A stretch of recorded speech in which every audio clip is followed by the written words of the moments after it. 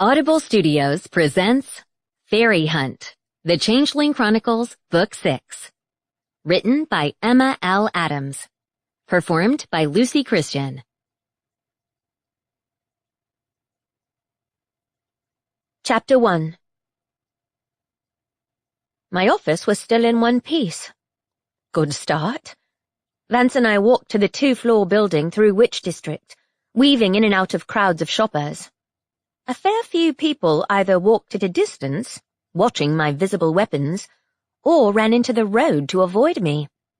I can't imagine why they keep doing that, I said to Vance, after the 5th mercenary had nearly walked headlong into an oncoming bus in an effort to keep his distance. Nor me. You look so friendly and approachable. Look who's talking. We made an odd pair. Even I'd acknowledge it. Vance was nearly a foot taller than me, and I lived in leather and denim, while his tailored, expensive clothes made him stand out in almost any crowd. He'd left his long coat behind, but everyone knew him as the head of mage lords. He wasn't just tall, he had presence, a powerful aura which drew the eye. It was impossible to ask him to tone it down, because he didn't seem to realize the effect was there half the time. As for me, I carried iron and wore my sword, Helena, strapped to my waist at all times. Even at Vance's cottage by the sea. Monsters didn't take holidays, after all. Number 18, right? There's blood on the porch. Of course there is. I rolled my eyes. Someone couldn't wait to ruin my day. Actually, given that Vance and I had been away for 2 weeks, I'd expected to come back and find everything on fire with fairies and undead running amok through the streets. I stopped outside the nice-looking brick building. All the shitty jobs I'd taken over the last few years had finally paid off. Using a combination of savings and the money Isabel had inherited from the former witch coven leader, Francine, we'd purchased new premises on the upper floor of a converted Victorian house, with Isabel's new flat on the ground floor. It was twice as big as our last premises, and a dramatic improvement, considering our old one had holes in the ceiling and no working heating system.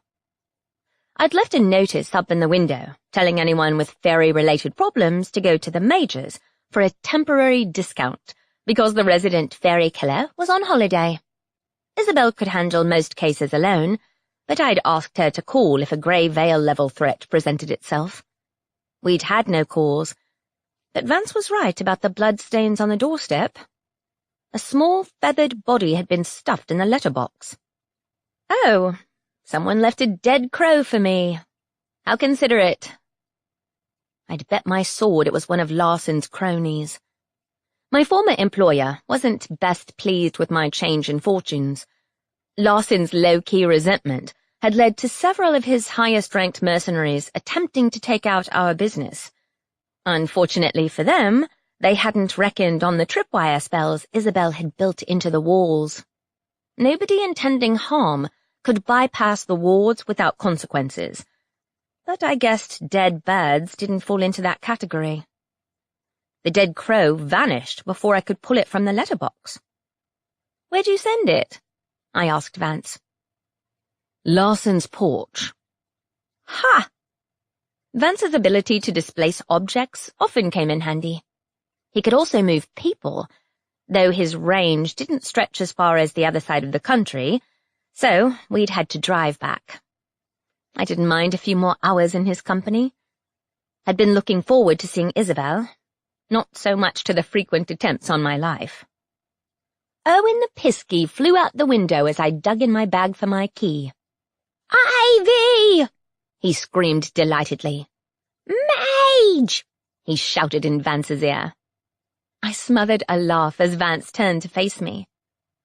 "Isabel's still using him as a security guard?" he asked. "Yeah, we're thinking of hiring extra staff. Maybe I'll try and lure away some of Larson's people." "Thought I heard your voice." The door opened, and Isabel, my best friend, smiled at me. Her dark brown skin was marked with witch runes on each arm, designed to retaliate if anyone attacked her.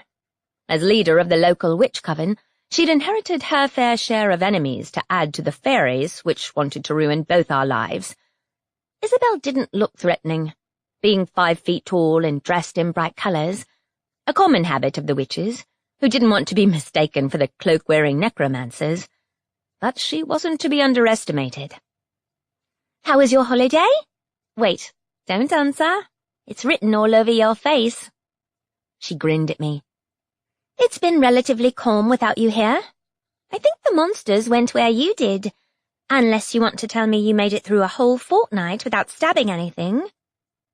I pretended to consider this. "Almost. Okay, I might have done it once or twice." Isabel rolled her eyes. "Of course." 3 times, Vance added. "Traitor." He flashed me a grin. This was fairly typical. We poked fun at one another, but that was how our relationship worked. I'd never been happier. "Is everything all right here?" I asked Isabel. "Yeah," said Isabel. "Kind of. There's one thing. You won't like it." "As long as nobody's dead, we're all good." "Well," said Isabel. "Yes, someone is, actually." "Shit, really?" "It wouldn't be a mage or a witch. Otherwise she'd have told us right away." "Shifter? Half fairy?" "Mercenary." She paused. "Larson called this morning. I think he wants to hire you." "You're kidding, right?" Her mouth twisted. "From what I gathered, it's too complicated for any of his mercenaries to handle." "You mean complicated as in the solution doesn't involve stabbing someone?" More than that was beyond most mercenaries. "Yeah, maybe." "So it wasn't him who shoved a dead crow in our letterbox?" Isabel grimaced. "Someone did that. Probably Gregor." Maybe he did. Gregor wasn't the brightest mercenary I'd met. "Did Larson tell you the name of the person who was killed?" I'd never been friendly with most mercs, but there were some I'd developed a tolerance for back when I'd raided trolls' nests on a weekly basis and occasionally needed a partner for backup. "I think he said the mercenary was called Liam Harlow." I'd hoped it wouldn't be a name I recognized. Liam had been one of the few good guys. "Murder?" "Most likely," Larson said. "He didn't give details. Said I was to tell you to call him back. Also, he doesn't want the mages involved." Figures. Larson was under the impression that Vance had seduced me away from my former job, taking on freelance cases for him. In reality, I'd quit because Larson had always given me the shittiest jobs with the worst pay and the highest mortality risk. Now I split my time 50-50 between helping the mages and dealing with independent clients alongside Isabel, and I'd been avoiding Larson since I'd stopped working for him. "What do you reckon?" I asked Vance. "Want to head over there now? If it's a Faerie, it's best to stop it sooner rather than later." "You're right." He sounded a little annoyed, probably because we'd been back all of 10 minutes. It'd have been nice to have a simple case to come back to, but Isabel and I weren't known for taking the easy road. Vance took my arm, and a second later, we both disappeared. The entryway to the Mercenary Guild was as dingy as ever, and smelled of stale cigarettes mixed with the coppery tang of old bloodstains nobody had ever bothered to wash out of the carpet. A short, slightly overweight, balding man glared at me from the desk, stubbing out his cigarette in the nearest plant pot. Its occupant was long dead. "You," said Larson. "Ivy Lane." His gaze shifted to Vance, and his eyes narrowed. "Larson, I'm told you wanted to see me about a murder? Since most of your freelancers take on similar cases to the one you're offering, I'm curious to know why you'd think I'd be the person for the job." He discarded the cigarette. "Because the killer isn't human." "Neither is half your clientele." Larson was part shifter himself, technically, but could no more turn into a wolf than into a tree. More's the pity for him. No, but a wild animal couldn't have got the jump on Liam. Not a normal one, anyway. Fairies? Most likely, yes, knowing my luck. However, I'd rule out any other options first. Ritual sacrifice? Asked Vance. No summoning circle was found. Or spells? I asked. Nothing. The manner of death was gruesome, but nothing like any animal attack I've seen. Sounds delightful, I said. I'll need more detail. If the Mage Lord steps outside, this is sensitive information. Yeah, right. Now I got why he wanted me to do the job. I was the only person ever employed at the guild who could see through fairy glamour. Although many of his clients were half-bloods, none of the mercs were. I wasn't entirely sure on why. I'll wait outside, said Vance, appearing entirely unconcerned. Sure. The quicker this meeting was over with, the better. But if Larson thought he could get the best of me because Vance wasn't here, he was laughably mistaken. The first time he'd seen me, I'd been 16, and I'd signed up when I'd come back from Faerie and found myself homeless with no money. Survival had been my first priority, and I'd heard a rumor on the streets that it was the place to go if you were desperate, which was still true. Larson had told me to prove myself by evacuating a bunch of fire imps from someone's attic. He'd omitted to tell me the place was already on fire at the time, but I'd had enough experience with the fairies to deal with the case anyway, and came back to Larson's, covered in ashes, to demand payment. He'd been impressed enough to offer me a job, but not enough to respect me. In his mind, I was still that kid, starving on the streets, willing to take on any job to pay the bills. I didn't take the seat Larson offered, instead moving so that he could see the blade sheathed at my waist. Helena was no normal sword, but a fairy artifact forged from the heart of one of their trees, and imbued with magic which could draw on pain and suffering to gain a power boost, destroy almost any enemy, living or dead, and give me the enhanced instincts of a pure-blooded fairy. But Larson's smirk told me he'd forgotten all of that. If I knew what it'd take to get compliance from you, I'd have taken you to my private rooms, rather than letting you sleep on the streets the night after we met. One movement and my blade was at his throat. I'm not trading my skills for sexual favors, you perverted troll, I spat. I'd work with Vance over you because he isn't an exploitative dick who's probably pocketing half the money himself. Jesus, Lane. I wasn't being serious. You're fucking kidding me, right? I didn't remove my sword. He coughed. It was a badly judged joke. Yes, it was.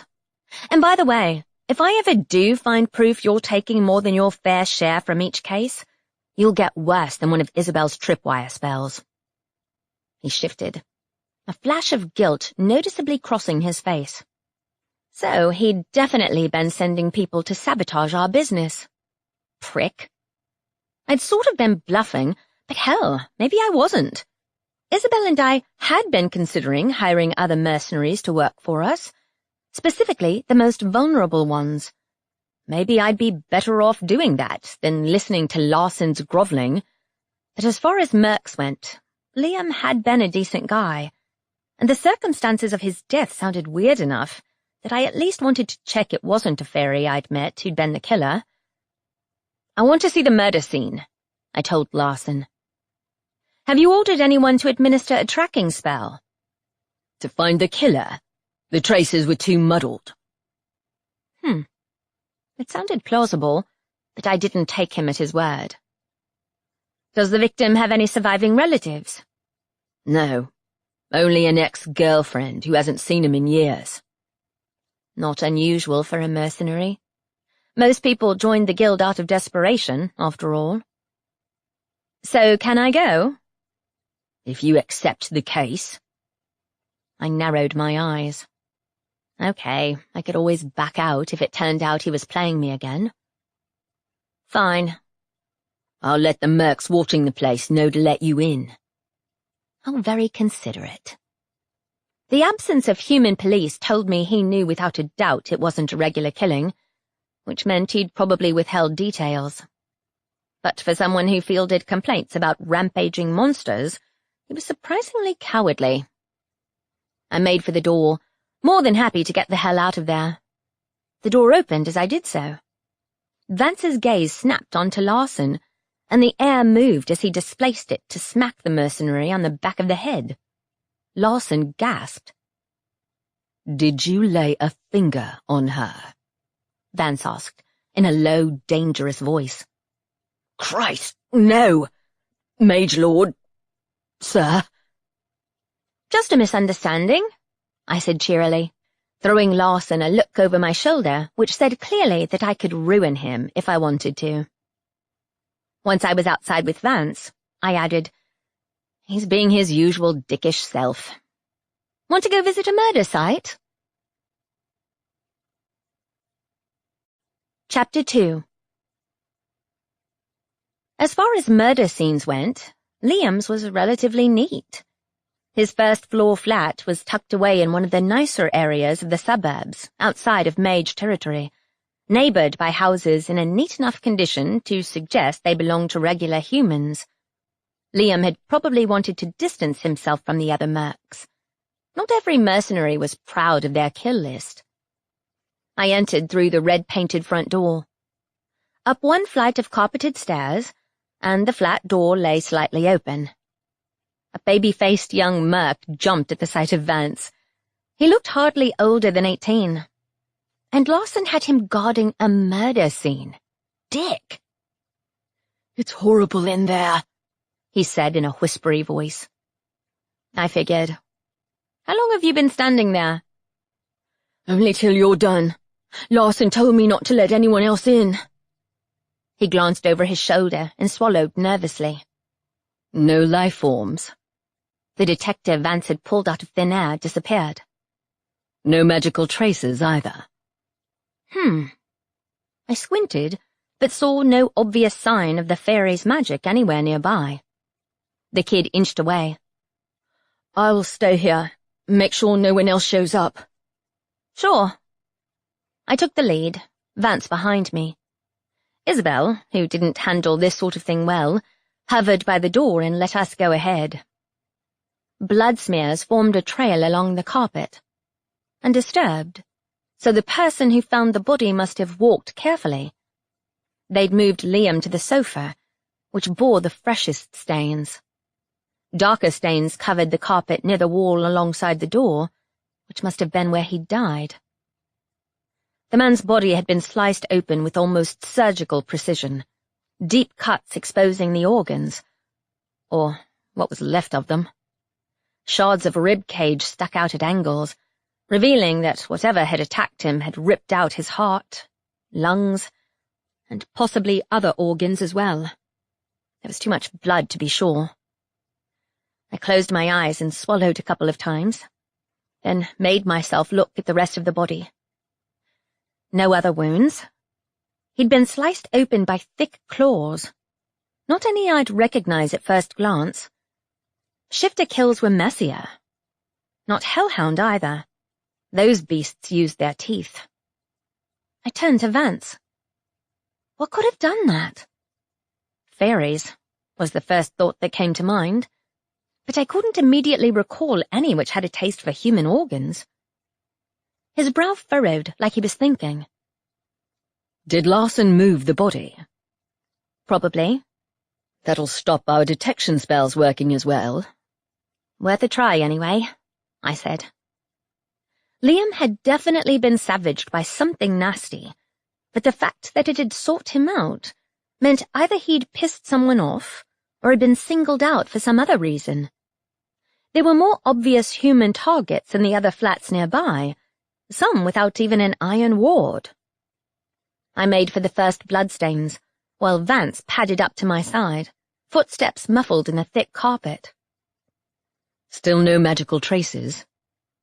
He put away the tracking device he sometimes used to detect hostile spells. No fairy magic either. Doesn't mean they didn't do it, mind you. The wilder fae kind don't need to use magic to do that kind of damage. I pulled out the tracking spell. Okay, let's get this over with. Reliving someone's murder was never pleasant. I had to put some of Liam's blood into the circle to get the event from his perspective. As usual, my vision darkened when the spell activated.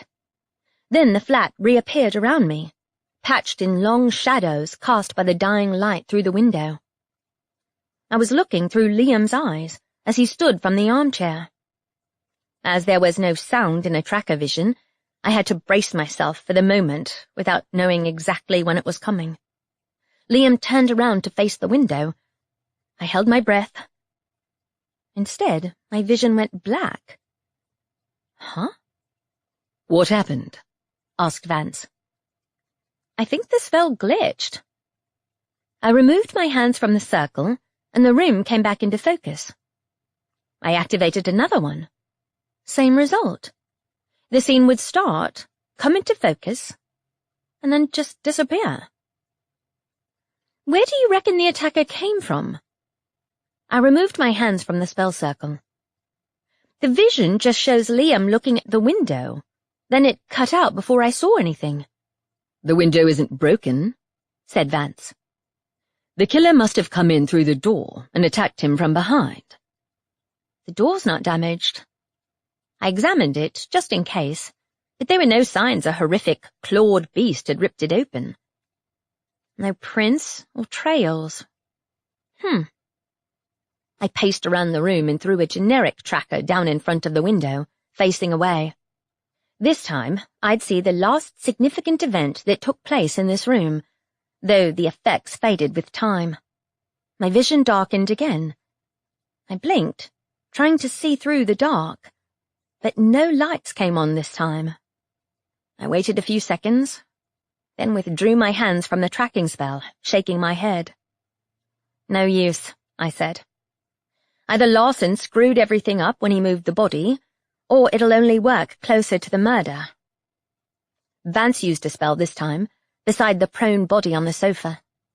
He crouched carefully to avoid touching the blood, his hands inside the spell without brushing the carpet.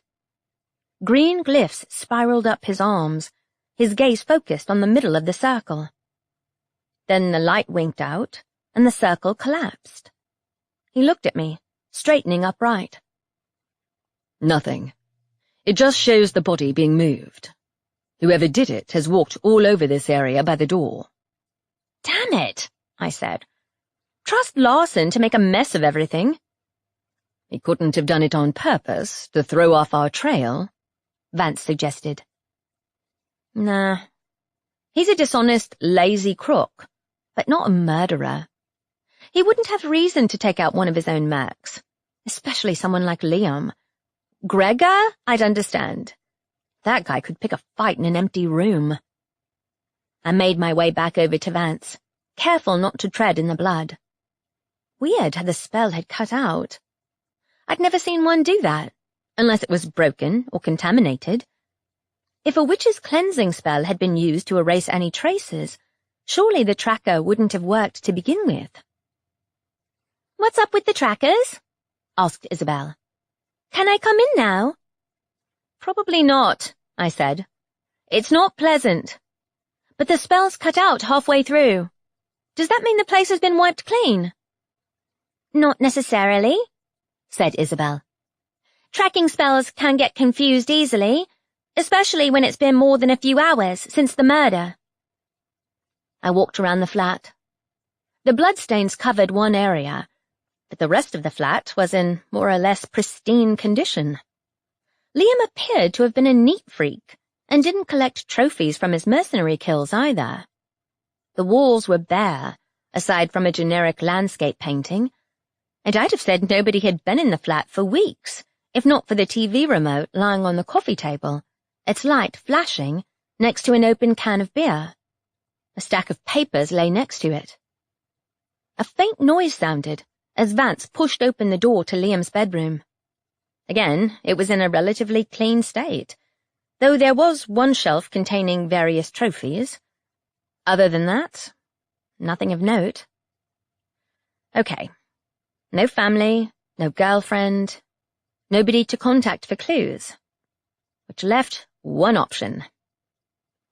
Once we'd left the flat and Lawson's mercenary assistant behind, I turned to Vance and Isabel. I'm going to contact his ghost, I said. I need a necromancer. Is Colby free? I can ask Rick, said Isabel. Are you sure? No problem. What are friends for? Summoning the dead, apparently, I said. We'll get the VIP treatment. What about Lawson, though? Asked Isabel. Will he want us contacting Liam's ghost? I don't really give a shit, to be honest. Vance transported us back to the Mercenary Guild and right into the path of a hellhound. I drew Helena immediately, swinging it into the beast's neck. The hellhound squealed in pain as its head was ripped free in a spray of blood. Its body slumped down onto the path, spilling blue-tinged blood all over Larson's porch. Isabel raised an eyebrow. That's one hell of a reaction time. Cheers. I flicked blood from my blade and ran along the front of the building, looking for more of the beasts. I'd never met one this close to the guild before. They usually had more sense. There aren't any others, said Vance, reappearing. I hadn't even noticed him vanish again. Not around the back of the building either. Looks like it was acting alone. Isabel stepped onto the porch, avoiding the puddle of blood. Maybe they got stuck here after you killed their master. Maybe. I pushed open the glass doors to the guild. Or it wanted to hire Larson. I'll call someone from cleanup to get rid of the body before it draws something nastier here. Like a new master. No, it wouldn't be wandering around alone if it did. Hellhounds only answered to death fairies, as far as I knew. Larson wasn't in the reception area. I headed to his office and knocked on the door, but didn't get a response. Locked. The whole place seemed weirdly quiet, actually. Maybe the murder was bad for business. Though, considering the mercs chased monsters for a living, maybe not. He's not here? Asked Isabel. Nothing new, I said. Okay, I'm going to see who's in charge of cleanup today. 10 minutes and several arguments later, I left the guild, even more rattled than before. Isabel was on the phone to her necromancer boyfriend, while Vance stood watch over the body of the fallen hellhound. I shouldn't have told them the hellhound's drool can poison you if you touch it, I said to him. They're trying to bully the new recruits into moving the body. Larson isn't around the back door either. He'll be off at the casino again, gambling away the guild's money. That isn't allowed, is it? Said Vance.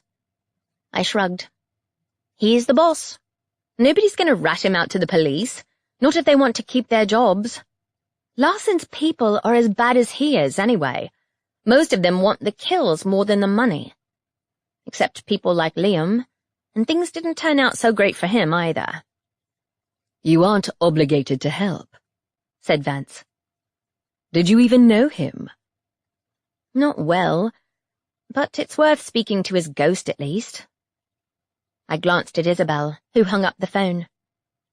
Rick said the necromancers will help us, she said. Good, I said. Let's go to the necromancer's place before Larson finds out we're planning to raise the dead behind his back. What can I do for you, Mage Lord? Asked Colby, a pale, skinny necromancer who wasn't a day older than 20, as he answered the door to the depressingly soot-coloured building that acted as the necromancer's main headquarters.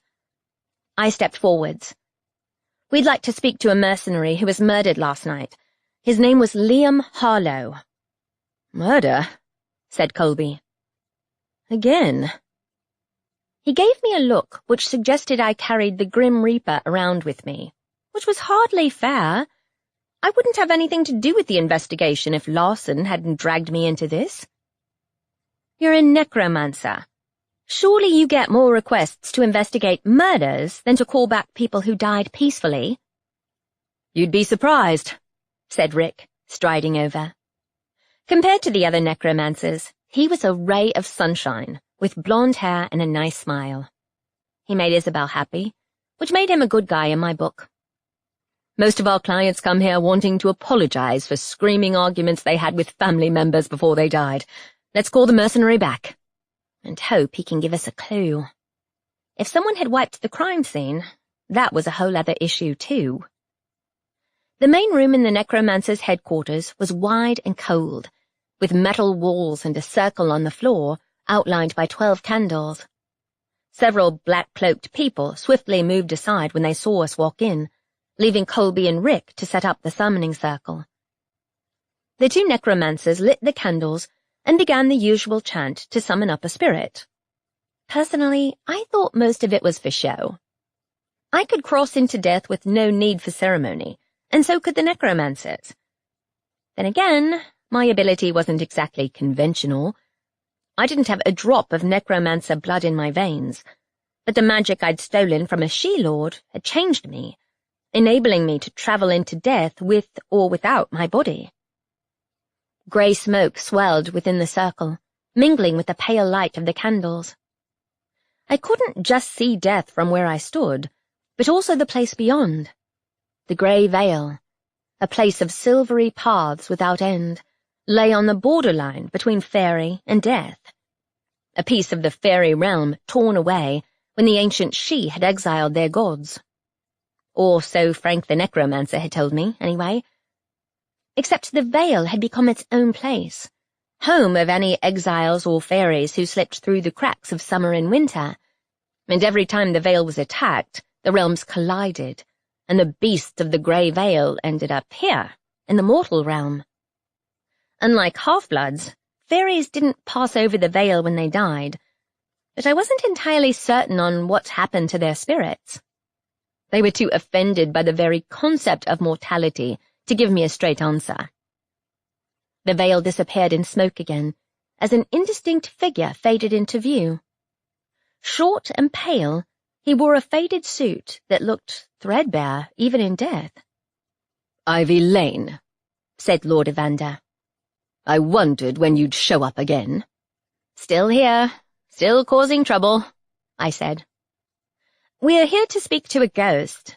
Name's Liam Harlow, a former mercenary who was murdered yesterday." "Mercenary," said Lord Evander. "I'll see what I can do." He disappeared in the way ghosts did, fading into the smoke. "Someone's not being chatty today," I said. Not unusual for Lord Evander, though. We hadn't got on particularly well when he'd been alive, and dying hadn't magically improved his personality. A second later, another person took his place. A blonde man of around 40 or so, still in good shape from his mercenary work. Apart from the being dead part. This was our guy. Hope he already knows he's dead. "Hi," I said warily. "I'm Ivy, from the Mercenary Guild." His brow furrowed. "Ivy Lane. I thought you left the guild." "I did. Do you remember what happened to you last night?" "Who did you say you were?" "Ivy. Mercenary. So were you." I was. There's something I needed to do." "He's fading," commented Rick. "Mr. Harlow, I regret to inform you that you passed away last night. You have been raised from death so that these individuals may ask you some questions." Liam's eyes widened. "I'm dead?" "Sorry," I said. "You were murdered in your flat. It would be great if you could tell me everything you remember about what you did last night." "I don't remember." Should have known. Often the shock of death caused the deceased to lose parts of their memory, ranging from forgetting everything about their death to even forgetting their name. The few ghosts that lingered for longer than a day rarely recalled who they were, let alone anything else. How you died? You don't remember at all?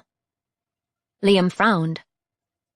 I remember looking out the window in my flat, and then there was this noise, like an animal screaming. Might be the fairies. That didn't narrow it down nearly enough. Whoever had got into the flat hadn't forced the door. So either they'd opened it without leaving any fingerprints, or they'd somehow teleported directly into the room. Did you leave your front door open? I asked him. But Liam was fading by the second, his body vanishing into the smoke, his eyes clouded. I could almost see the outline of the gates behind him, the place where spirits crossed over into the second layer of death, beyond reach of this realm. Anything important you want to tell us, say it now, said Vance. Please, he begged. Help me find my daughter. She's in danger, horrible danger. Then he disappeared. Well, crap, I said. Chapter 3. I stared at the smoke. He had a daughter? I hadn't known. Lawson sure hadn't mentioned it. Let's go, Isabel said quickly, as the necromancers started to come back into the room. Damn, no clues about how he died. The three of us left through the front door, silent until we'd closed the gate behind us. I'll have to check with the mercenary guild, I said. Lawson kept a register of all the mercs and their next of kin. Can't say I want to admit we called up Liam's ghost less than an hour after we went to the crime scene, though. I have access to the entire register of mercenaries online, said Vance, who'd already pulled out his phone. Of course you do. I rolled my eyes. Okay, what have you got? Liam is registered as unmarried, and he lived alone. No child is mentioned. Okay. Maybe the kid's from a past relationship? Lawson's kind of sloppy when it comes to updating the records. Unless Liam didn't tell him, which doesn't make much sense. I took Vance's phone and skimmed through the register. Huh. I didn't know they put on record if you're a supernatural. No wonder the half-bloods won't sign up.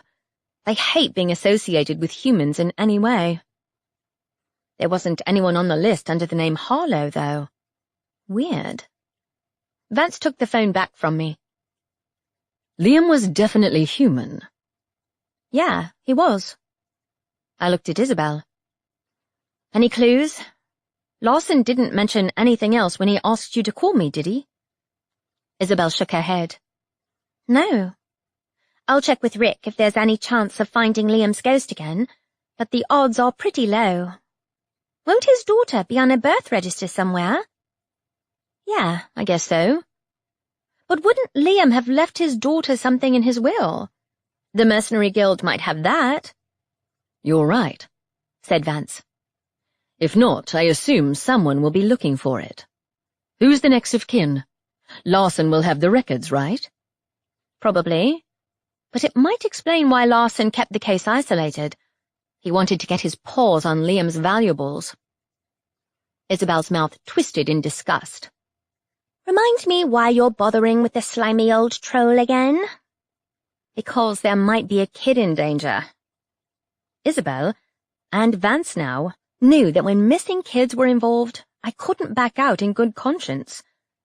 The memories of being alone and terrified in the home of a mad fairy were too prevalent, even now. This child might be an orphan, out on the streets. Or she might be dead. My hands fisted. You know what? Screw it. I'm telling Lawson. Might as well know if we're looking for an actual person first. Some mercs don't want anyone taking their loot after they die, so I can see people like Gregor fabricating fake family members to pass on their haul to. Doesn't sound like Liam, but neither does not putting his child on the mercenary register. That means the child gets a small amount of money as compensation if their parent is killed on duty. Vance nodded. If that's the case, then maybe the child is living with the mother. Or adopted. Or half-blood, I stopped, my finger on my phone screen. Damn, that's actually a good reason not to have a child on record. Shifter families can be overprotective. Or... My gaze connected with Vance's. Let's not jump to conclusions, he said. Check with Larson first. Reluctantly, I clicked on his number. The phone rang a couple of times, then he answered. The noise level in the background made me suspect my guess that he was at the casino was right. It's Ivy. I have a question. Has Liam's will been found yet? No, Larson snapped. Why? I weighed the odds. Less than a year ago, I'd have lied and then attempted to muddle through alone. We communicated with Liam's ghost. Apparently he had a daughter, but he disappeared before he could give us any more information. Larson blew out of breath, and I automatically pulled my phone away from my ear, as though to avoid the smell of cheap alcohol. You had permission to visit the crime scene, not the necromancers. You weren't at the guild, and there's only a limited time the dead stick around for. I wanted to make sure we asked him if he remembered his death. And did he tell you? Sort of. But he said his daughter's in danger. I didn't even know he had kids, but I assumed she'd be in his will, right? The will hasn't been found yet. And no, you aren't to go back to the crime scene. It's bad enough that you left bits of spell and footprints all over the place already. I thought using a cleansing spell would damage the evidence. Is there really no sign of this daughter on record? How the bloody hell should I know? I only update them when people first join the guild. I didn't know he had any children. Great. By the way, there was a hellhound on your doorstep. Thought you should know. Larson cursed. Blasted creatures. You, Ivy, stay away from Liam's place. As he hung up, a rustle of papers sounded. I turned to Vance, eyeing the papers which had appeared in his hands. What are those? From Liam's flat. You're quick thinking. I'll go with that. But what are they? He passed the wad of papers to me. Huh. They look like letters. Albeit one's without an address at the top. Just a name. Roseanne Harlow. They were to his daughter, but Liam had never sent them. I swallowed, a lump suddenly rising in my throat. I don't know if I should be reading these. What is it? Asked Isabel. Letters. To her. I scanned them. 13 letters, one for each year, all with the same date. Her birthday. Each letter was short, only a few sentences. The letters faded and smudged. He'd spilled beer on the latest few, but I could pick out some of the words. Enough to know we were in trouble. I looked at him. He's talking about fairies. His daughter's half-blood. Vance said, He must have been looking at these letters recently. They were on the table in his flat. He knew his daughter was in danger before he died, I said. But is it connected to how he died? And why? If so, was his killer coming after this girl next? But an animal had killed Liam, and it had passed by an iron ward to do so, apparently without touching his door. Fairies were known for screwing around with the laws of nature, in their own realm at least. But Liam's house wasn't near a point of strong fairy magic, like the ley line. It shouldn't be possible. Just one fairy I'd met could defy iron wards, and not only was he dead, he'd never have had a reason to target a human mercenary. Perhaps, said Vance. We need to find the child. Then we might have a better idea about what's going on. I can bring her under the protection of the Mage Guild, if she doesn't live on half-blood territory. Assuming she's interested. Based on the letters, she'd be 13 years old. Surely she would accept our protection. Yeah, well, half-fairies aren't known for being reasonable. based on stories I'd heard about humans unsuccessfully trying to assimilate stubborn half-bloods into their lifestyles, anyway. But who'd raised this girl, if not her father? Her fairy mother had abandoned her. Not unusual by any means, but the fact that Liam had given her up made me suspicious. From the letters, it was clear he had loved her.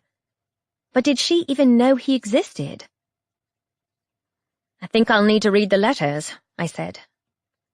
Wouldn't mind knowing why he gave her up to the fairies. A mercenary life isn't exactly easy, but she was a kid. Unless he made enemies and thought they'd come after her. A rare scenario, but not impossible. 13 years ago. Hell, I hadn't even been here. I'd been in Faerie. Vance, who'd been typing into his phone, looked up. "The name doesn't come up on the official register of half-bloods." "There's a register?" "For those who wish to live amongst humans, they can apply for official documents," Vance explained. "It's easy to tell who's half-blood and who isn't, because they usually don't know their birth date. It's an imperfect system, but being on the register grants them the same rights as a human or other supernatural. Unfortunately, the chief has been less than successful at convincing half-fairies living in poverty and danger in the wilds that they would be better off coming to live and work amongst humans." Must be a tough choice. Registering would grant them access to our schools and jobs, but at the cost of being seen as betraying their fairy half and giving up any chance of going back to Faerie. Even if it was only a pipe dream. And if they didn't choose the chief, the single alternative was living wild and potentially falling prey to the more powerful outcast fae, or even the mercenaries. But the Banshee isn't on there. No, she isn't. Neither is Liam's daughter. If you wish to find her, we could ask the chief. He always says he doesn't know who lives on his territory. He said he doesn't care, as long as they aren't human. Last I heard, he's no longer being so cavalier. He just won't admit it's because of his own failure to keep his people safe that he was forced to take my advice. Pity. In fairness, he's been at least partially responsible every time his people were killed because he refused to listen to us. But does his register include the ones in the forest and underground? I'm not combing the whole of half-blood territory. But even as I spoke the words, I didn't entirely mean them. If Liam told the truth, his daughter's life was in danger. Half-blood or not, I couldn't ignore his warning. I'd do everything in my power to find and protect the child. Trouble was, the same resolve had got me into sticky situations more than once. I had no evidence but the word of a dead man who'd known his days were numbered. A man who'd kept his child at a distance for a reason. But why? I wasn't particularly keen to speak to the chief again either.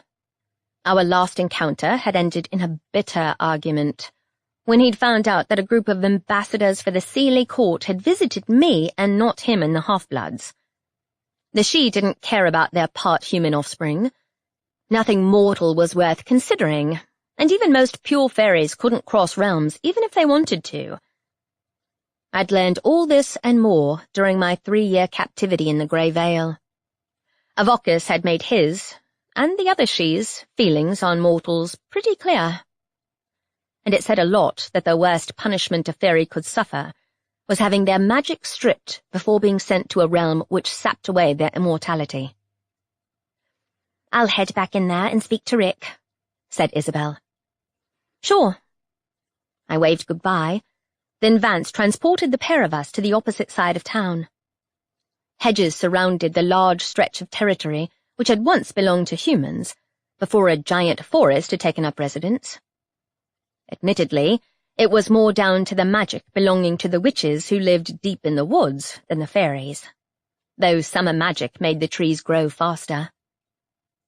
Half-blood territory was in September mode, which meant grey skies similar to the sky outside, a distinct chill in the air, and autumn leaves everywhere. The flowers which filled the air with their fragrant scent were mostly drooping and dead. the territory seemed a little empty. The chief's armoured guard patrols were the only half-bloods about, and they gave me a cursory glance as we entered through the gate. The few fairies were on the inhuman side, winged and long-limbed, with fins or hooves. A group of half-nymphs waved at Vance from the shallows of the river, until I glared at them and they dived underneath the water. Half-trolls and half-ogres waited at intervals alongside the fence, looking out for intruders, but even they shied away from Helena. Blocks of flats at the end were home to the half-bloods who wanted to stay here, and beyond were holes in the ground and forested lairs, which belonged to those less inclined to pretend to be human. At the very end lay the witches' forest, but our target was just behind the flats, in a forested clearing which belonged to the chief. He sat on a makeshift throne, which looked like a cheap prop from a stage play. His wooden staff didn't look much more impressive, not after I'd spent so much time around genuine fairy talismans.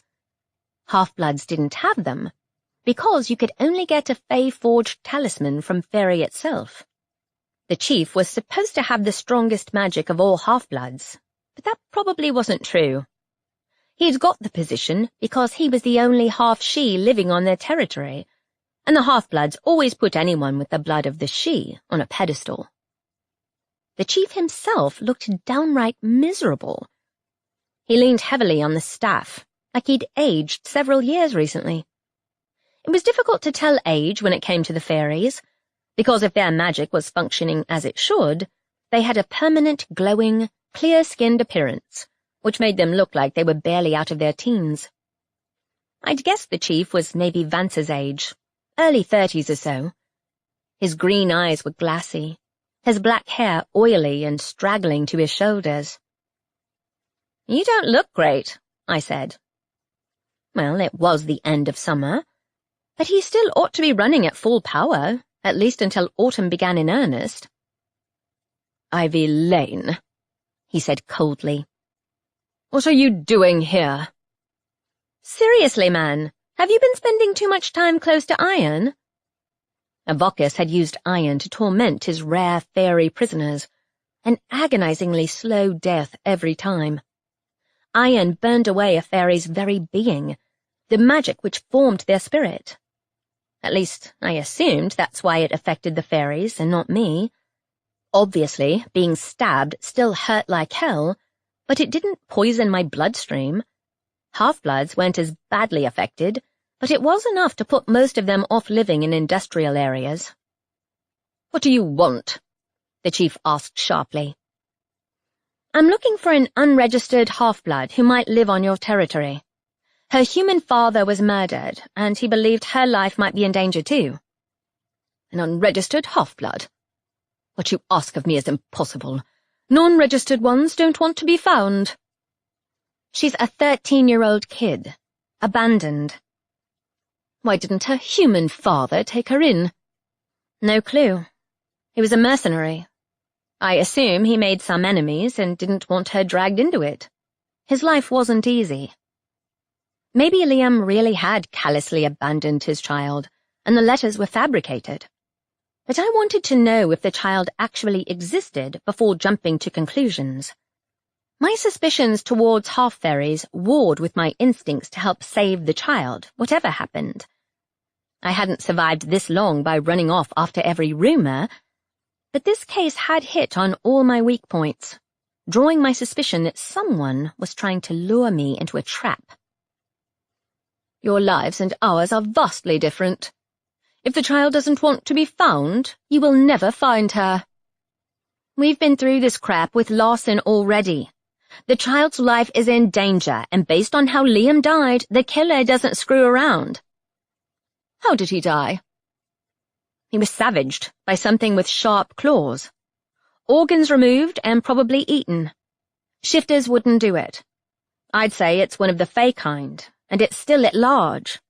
Oh yeah, and someone tampered with the witch spell I used to try tracking the killer." "That method of killing doesn't sound like any creature I know." He coughed. "And we don't use witch spells." "Is anything happening in your territory?" I asked. Magic acting up again? My magic is fine, he said.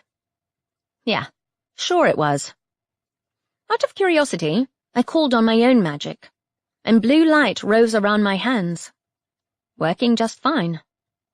Odd. But the magic the chief and his people used was different to mine. Maybe I ought to have checked to see if killing a death god like Fion came with side effects. Or maybe it was Summer's punishment for losing the ring. I hadn't been able to explain the situation to the Seelie Knights before they'd buggered off back to Faerie. I hadn't told the chief exactly what Summer had wanted either. He'd been pissed enough that some of his people had been killed when the death god Fion thought it was funny to summon an army of Furies and drop a magic-repelling talisman into the middle of a forest containing spells which kept an ancient, godlike beast imprisoned between the realms. I'd thrown the ring into the same between realm to stop it from destroying this world. But since the ring was a valuable talisman which had once belonged to Summer, the Seelie Knights had come asking for it back. Which was kind of unfortunate, to say the least. "What are you doing?" asked the chief. Just checking my magic's working. He coughed again. "If you've nothing more to say to me, get off my territory." Friendly as ever. If you learn anything, call the mages or me. If you don't, you might end up with a killer's eyes on you next. I turned my back on his spluttering about threats and left the clearing with Vance. The chief's attitude didn't surprise me. Ruling over half-bloods was a thankless task, and he, like all the others living on his territory, wanted nothing more than to go back to Faerie, summer or winter, as opposed to the Grey Vale. Unfortunately, what they'd been told about Faerie was mostly a lie. They'd never be immortal like their fairy kin.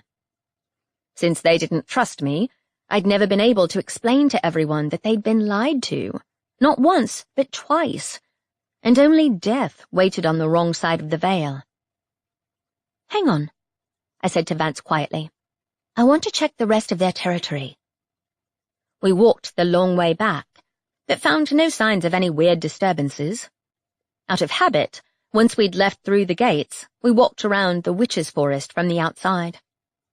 I hadn't visited the Hemlock Coven since we'd narrowly saved them from destruction, but they'd given me a hell of a lot to think about in the meantime. Like, for instance, the source of my talisman's power.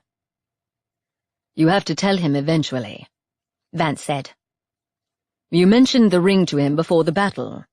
He'll remember at some point, and wonder what you did to stop it destroying the forest." Yeah, true. You could have told him. I wouldn't mind. I wasn't stupid enough to think being dishonest with the chief of the half-bloods wouldn't come back to hit me at some point, but there was nothing he could do other than rage and storm at me.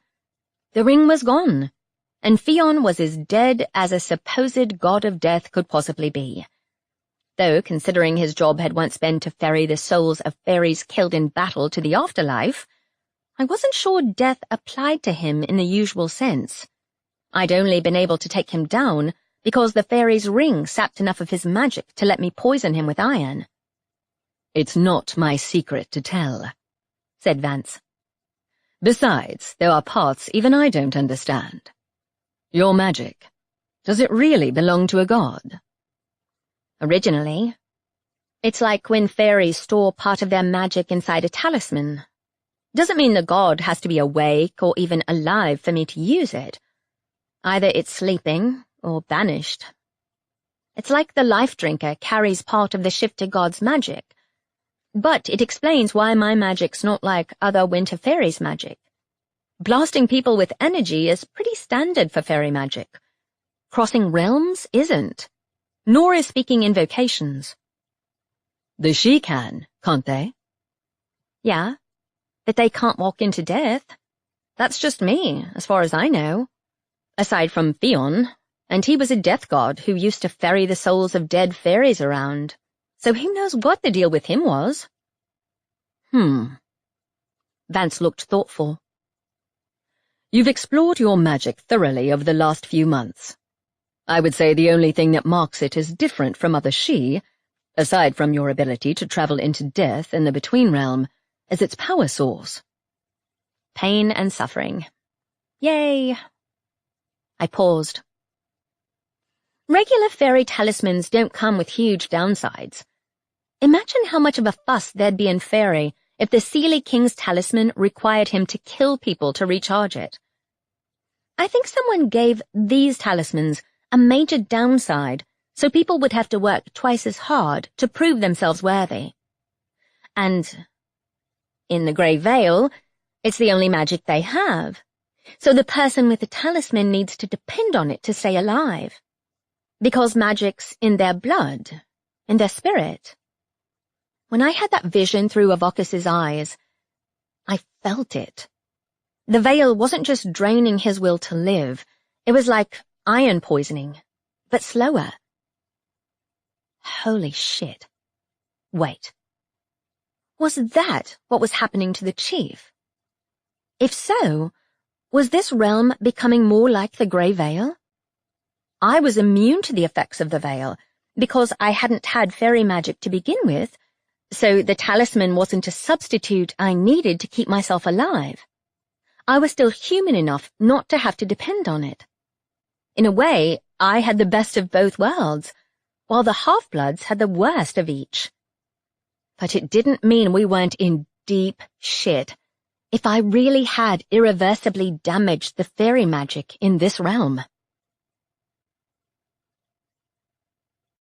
Chapter 4. Vance paused as we reached the end of the forest, which bordered on the roadside. If you like, we can check on the stores again. I meant to go there as soon as we came back. Me too. The major storeroom was a few minutes' walk away, so Vance didn't bother teleporting there. We passed by Highgate Cemetery to check no more undead had decided to wander out and play, then made our way to the unremarkable brick building in an otherwise uninhabited part of town, a place more friendly to the dead than the living. The dimly lit hallway was lined with old-fashioned torches, which made it look more like an underground passageway than a house. Each door was covered in shimmering wards. Vance made for the one at the far end, deactivating the security to let us into the room. Gold light flared up ahead of us, around glass cases filled with mage artifacts. Power thrummed through the walls, cold and forbidding, in the same way my sword did sometimes when I used magic. The level of power in this room always gave me a headache, but it didn't seem to bother Vance. Inside one of the cabinets were the source of my disquiet. 3 pieces of ancient parchment, with every invocation known in this realm written on them. Vance had told me they'd been here since long before the invasion, though they'd changed locations a few times. Only a person with she-blood, or magic, could read the glyphs. Considering how much power just one of those words contained, it made sense that it couldn't be taught, not when speaking them aloud was pretty much on the same power level as using a fairy's vow. Like I did every time I came here, I carefully picked up the pages as Vance passed them to me after undoing the wards. I think I should teach you how to set the wards yourself, just in case you need to come here alone. I'm already on the manners wards. Since I'd moved in to live with Vance, the first thing he'd done was teach me how to undo and redo the security wards, activate extra layers in an emergency, or switch them off if the manor was compromised. Vance's grandparents had been prepared for any scenario. Everything, except the invasion of the Sidhe. The manor had survived the attack because nobody had been there. Everyone had either been fighting or at other safe houses outside the city, and the Sidhe had destroyed most wards they'd come across anyway. But I suspected they'd done so using Summer's ring. I almost hoped they had, because with the ring gone, there wasn't any risk of anyone using the same strategy again. I can add your blood to the spell, Vance said. That way, all the wards on this place will obey you the same way they do me and the other mage lords. You trust me that much? Of course I do.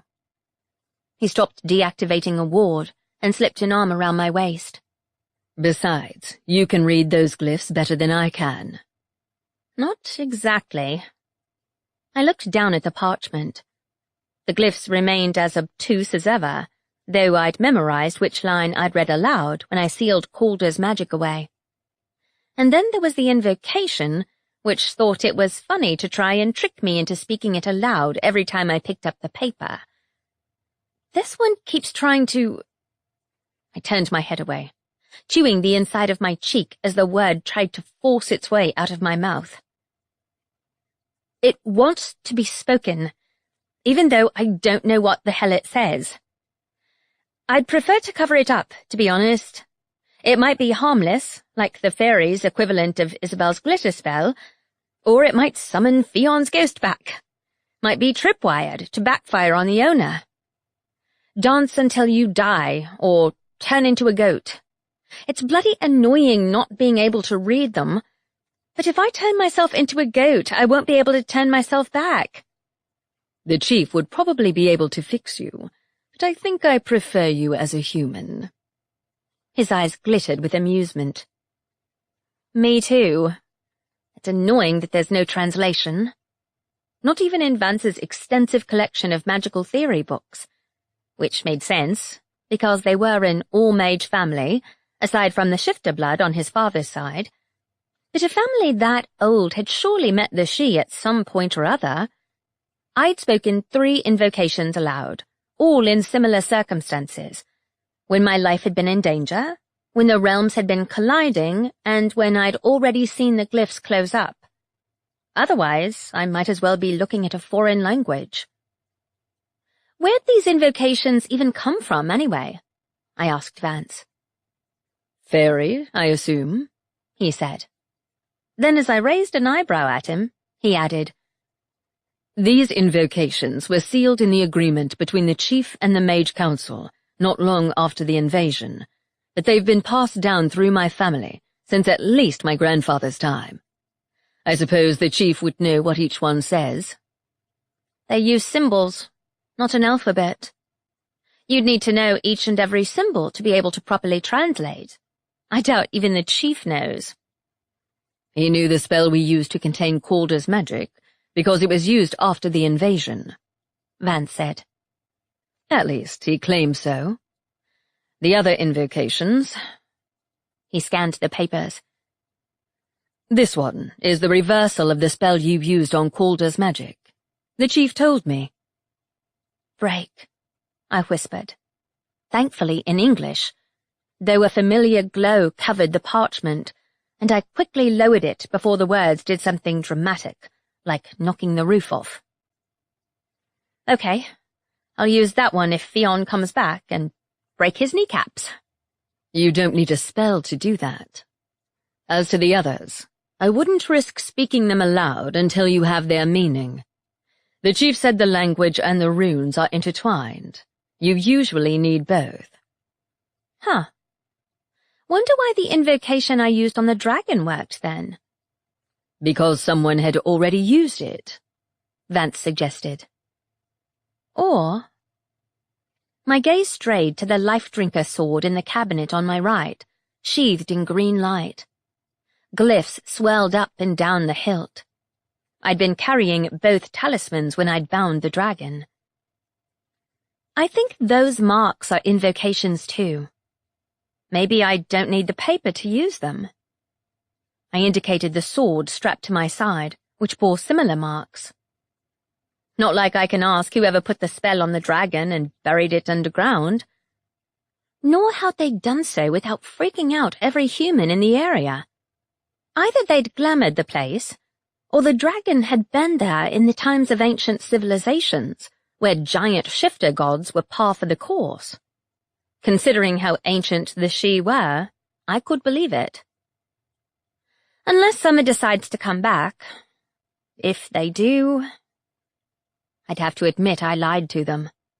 Though after my experiences with the Grey Veil, for all I knew, the Seelie Court would be child's play. Don't worry about it. Vance took the paper from me. When we speak to the She directly, They should be able to give you guidance. When, not if. Vance knew as well as I did that the she had a lot to answer for. The invasion, I was convinced, was due to a mass incident of irresponsibility on behalf of the summer and winter fairies. Theon had orchestrated it, bringing every other she in the Grey Vale along for the ride. The rest was a mystery even the Hemlock Coven couldn't answer. Want me to give you ward access? I'll need a drop of your blood. No problem. Helena remained sheathed at my side, but I withdrew an iron dagger from my pocket instead. I didn't want fairy magic getting into the wards. I pricked my fingertip on the dagger, as Vance drew a pen-like device out of the air. He gently tapped my bleeding finger and transferred the blood to the wards drawn on the cabinet. They glowed red, then went back to their usual color. Neat trick. He smiled and the device vanished, to be replaced with a healing spell. It's a tiny cut, Vance. I sucked the blood from my finger. I don't need a healing spell. I respect your wishes, but I'd prefer it if you took better care of yourself. I'm quite attached to you. His lips brushed my ear, and his hands slid up my hips, lazily tracing circles on my skin through my shirt. Vance, we're in public. No one can see us. His lips moved down to my neck. I hoped we might get a little more time alone when we returned. As opposed to running around murder scenes and chasing wayward half-bloods. I know. Is it the full moon by any chance? Yes, but I want you every day of the year. Now you're being unfair. Nobody can resist that. His teeth snagged on my lower lip, as his tongue traced the outline of my mouth before slipping in and exploring the inside just as thoroughly. He smelled good, and tasted even better. As a quarter shifter, he claimed not to be affected by the week surrounding the full moon, which forced most shifters to take on their animal forms and lose all sense of humanity during nighttime hours. Vance had as much remarkable control over his shifter side as he did over his mage powers, and he rarely shifted accidentally. But the full moon brought out an impulsive side to him. His hands moved over my breasts as a cool breeze caressed my skin. Seductive. Wanting. Vance, I'm pretty sure this isn't the place for... I gasped as his body pressed against mine, heat against heat. 2 weeks alone in his company had only made me crave more of him. My ancestors won't mind. What? You think their ghosts are sitting around judging us right now? Quite a few of them are buried in the backyard, actually. I knew I felt someone watching me. Also, we'd found undead here. And skin-eating fairies. Not to mention spells trying to wriggle into my head and possibly turn the pair of us into goats. As much as I like living dangerously, I don't want either of us to end up cursed. I vote we finish this back home. If you like, he murmured into my ear. A cool breeze swept around us, and the next second we were in his room. You're not usually the sensible one.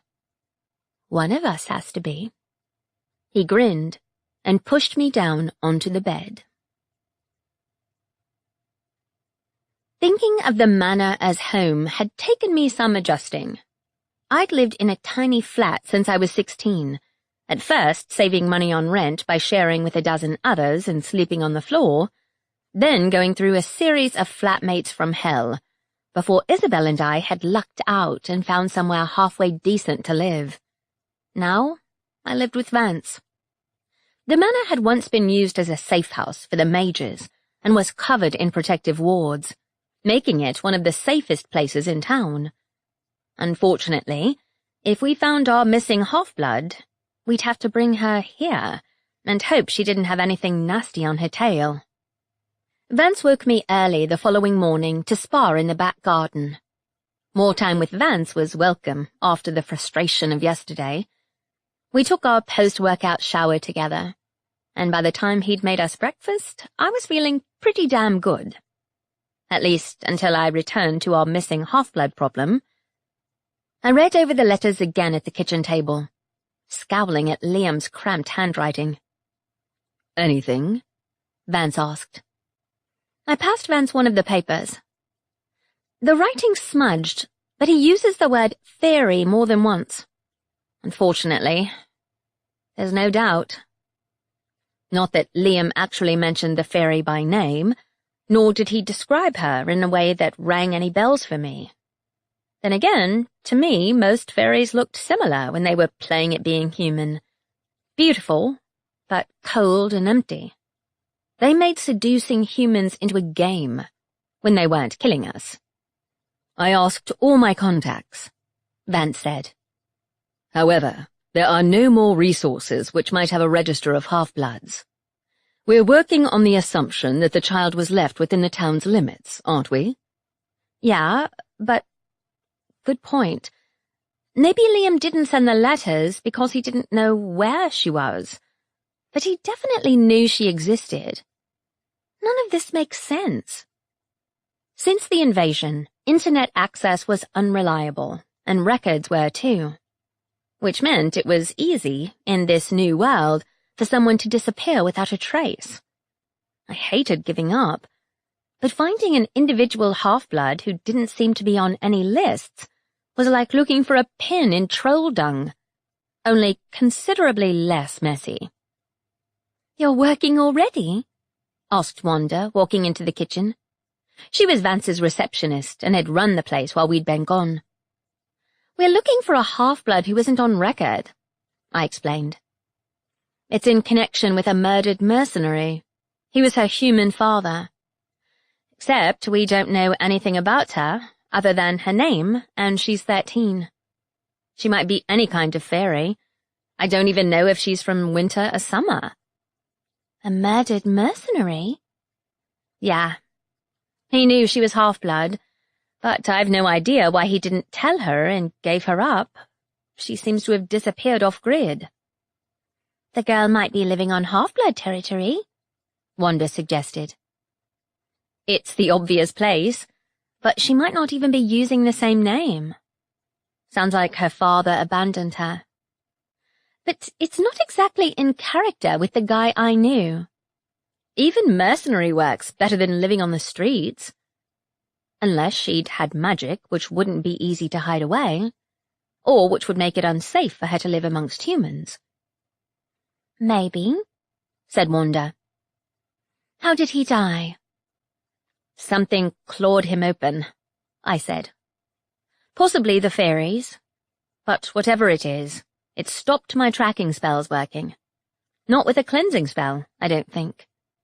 That'd have got rid of the blood." "It wasn't a witch spell," said Vance. "but I'm almost certain the cause was magic, and not the spell running out of power. Maybe a fairy creature which affects other magic." "Yeah, makes sense," I sighed. "All right. I have an hour before Isabel and I open for clients, so I guess all we can do is have another look over at half-blood territory and see if anyone else will talk. It'd really help if he'd put an address on those letters." "Maybe he left more in the flat," said Vance. "I only removed the ones I spotted lying in the open." Shit. Yeah, you're right. But Larson's people will have removed the body by now. "I see no harm in checking." "Okay. Check the flat first, then half-blood territory later. Isabel's been handling everything while we were away. I need to make up for lost time." I checked my weapons were in place first. Twin daggers were securely fastened to my upper arms. Reinforced iron, with mage marks carved into them in case they went missing. Vance had bought me them for my birthday this year. I'd joked that if I wanted them to stay in pristine condition, I should probably shut them in one of the Colton family's cabinets. But he insisted. Helena was strapped to my waist in a decorative sheath, another present from Vance, since my old sheath had been damaged in one of many fights with Faerie's creatures. Speaking of Faerie, we never did find out where the hellhound at the Mercenary Guild had come from. Naturally, my mind jumped straight to the Grey Veil, and I wished I'd gone and checked yesterday while I had the time. Abandoning Isabel to wander into Faerie would be a dick move. I'd deal with it after we'd closed the office for the day. "Drop us outside," I said to Vance. I'd rather avoid another confrontation with Larson. I don't want him sticking his nose into this case any longer. I realize a runaway monster slicing people open is a mercenary case, but you know most mercs would run screaming at the sight of half the creatures hiding in the darker side of Faerie. Vance wrapped an arm around my shoulder and pulled me against his warm body. He didn't need to be touching me to transport us both, but there was a comforting note to the gesture, which I appreciated. At least, until we landed at Liam's flat, right in front of a group of mercenaries. "Ah," I said. "What are you doing here?" said Gregor, who held what looked like a pile of troll's fangs in his arms. "Are you raiding Liam's flat?" Anger spiked through me, my magic turning neon blue in response. "Get the hell away, all of you!" I waved my sword for emphasis, sending 3 of the mercenaries fleeing. Gregor stood his ground. "Liam didn't leave a will. It's every man for himself." "Or woman," added Elaine, a merc who I was half sure was part troll somewhere, wearing a necklace made out of knobbly bones. "Stay put, or I'll make you." A ripple ran through my blade, through the air, and the mercs stopped dead in their tracks, swaying on the spot. It had taken forever for me to get the hang of using magic on a subtle scale like this, but there were a range of ways to intimidate people without the need for dismemberment. Vance moved restlessly at my side, but he'd hung back to let me do the intimidating. "Hand them over," I ordered Gregor. "Those papers, what are they?" "Why does it matter?" "Liam's will is in there somewhere," I bluffed. "Whatever Larson told you, that stuff isn't yours to take. Put it back. That includes you," I added to the troll woman, who narrowed her eyes at me. "Get the hell through those doors and put everything back where it came from." 40 minutes of herding mercenaries later, I fired off a quick text to Isabel, explaining the situation, in case I ended up coming into work late. I had to give 3 mercs a taste of my magic, modified, when they tried to sneak off with Liam's monster trophies.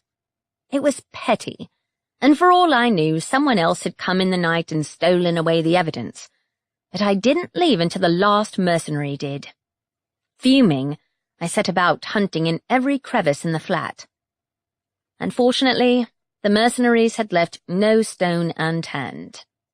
No will turned up, or any evidence of where Liam's daughter might be.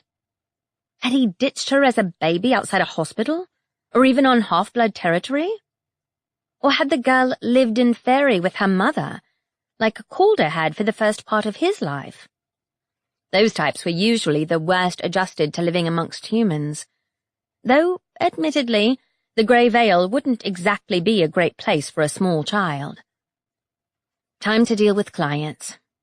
Like it or not, Isabel and I had bills to pay, and I'd left her to cover for me long enough. I left a tripwire spell in front of Liam's flat door, in case anyone came back, resolving to go back to my usual routine of avoiding the mercenaries as soon as humanly possible. Chapter 5. Scheming mercenaries turned out to be the least of my problems. All the local clients from hell had apparently waited until I was back from holiday to come into the office and make trouble. By the time Isabel and I had sent 2 of the whiniest wannabe witches I'd ever had the displeasure of encountering packing, I found myself daydreaming longingly of the sea. And Vance. My phone buzzed with a message around midday, asking me to join him at a cafe for lunch. The moment I said yes, he appeared behind the desk. "I'll be back in an hour," I said to Isabel, who arched an eyebrow when the air current from Vance's arrival knocked a stack of paperwork over. "This place was so quiet without you here," she said. "Yeah, it probably was," I admitted. "But didn't you miss the excitement?" "Of course. Try not to get into any more trouble. I'm meeting Rick, so I'll close up the office for an hour. Try not to get distracted." "Same to you two." Vance grinned at me and transported us to the cafe, where he'd already booked us a table and bought lunch. The waiters stared in our direction as we appeared outside, but Vance seemed entirely unconcerned. "How's work?" he asked me as we walked in. "A bloody nightmare, but this makes it better." I took a seat and sipped my hot chocolate. The clients are all being extra dickish to make up for my absence. How's yours? "Nothing too strenuous. I had time to look into the case between clients." "Any luck?" I chewed on a mouthful of chicken salad sandwich. "I obtained the details of 3 former orphanages or institutes for abandoned children which existed 13 years ago, at the time of Liam's daughter's birth." "Only 3? There were very few places which would accept half-Faerie children until 7 years ago, when my predecessor changed the laws to prevent half-blood orphans ending up on the streets." Huh. I didn't know. I guess I wasn't around 13 years ago. And I hadn't exactly paid attention to the laws on half-bloods when I'd returned. I'd seen them as a reminder of the life which had been ripped away from me. But the thought of this kid out there, lost and confused. Had she even known she had a human father? I left a message on the phone for the first orphanage, but the other 2 have changed addresses or shut down since then. I'll have to research further. Let me know what to look up. I checked my phone. The internet was down again. I'll see if I can sneak in some more poking around between clients. Or we could go to the one place which actually does have an address. I mulled it over, scanning the letters again. Things had been pretty bad for orphans of the invasion, human or not. Supernaturals usually looked out for their own, because humans hadn't trusted them. But half-bloods were often unwanted by both sides. It was shitty, to say the least. "The orphanage has changed since the invasion," Vance commented, looking up from his phone. "More humans than half-bloods now." Probably because half-bloods always end up on the chief's territory these days. Was he in charge back then? Chieftain Tave wasn't, no. They used to change leaders every year.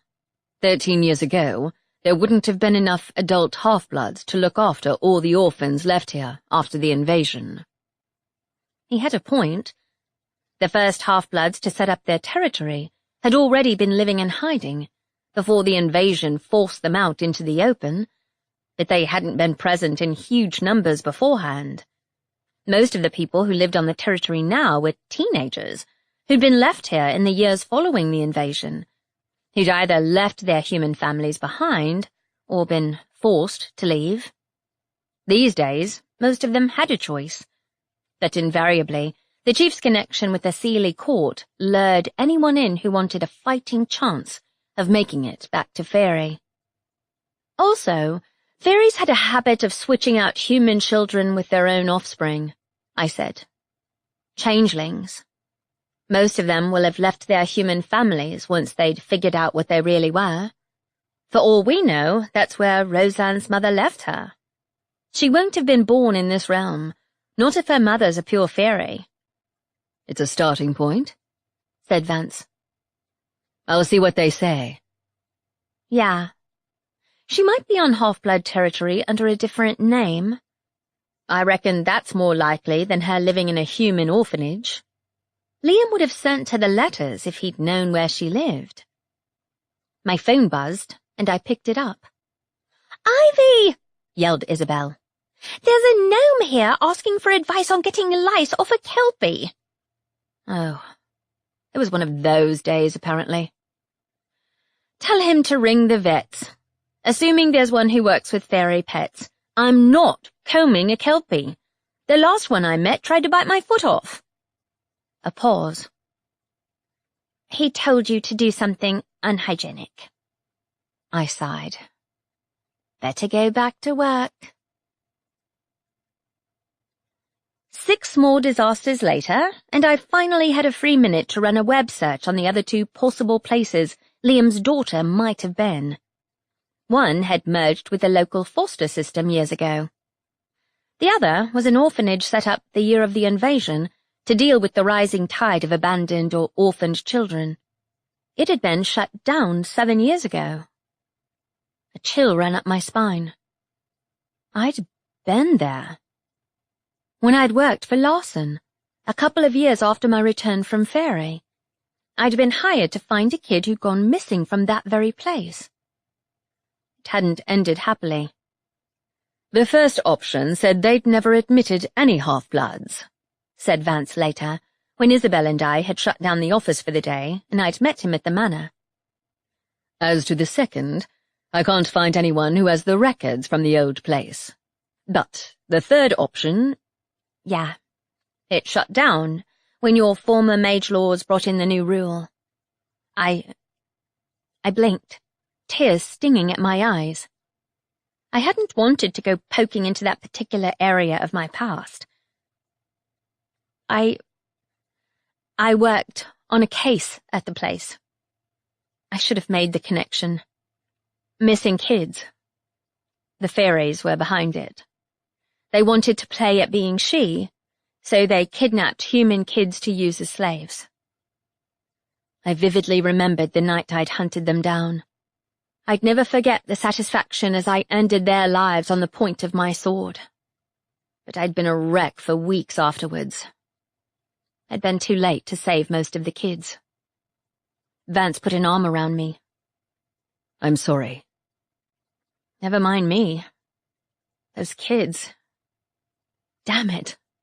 I know the name of the place. I just have to think about it. It had dropped off my radar, though now I thought back, word had reached me that it had shut down due to its poor conditions. I hadn't known the mages were responsible. It's okay, Ivy. You don't need to put yourself under pressure to remember.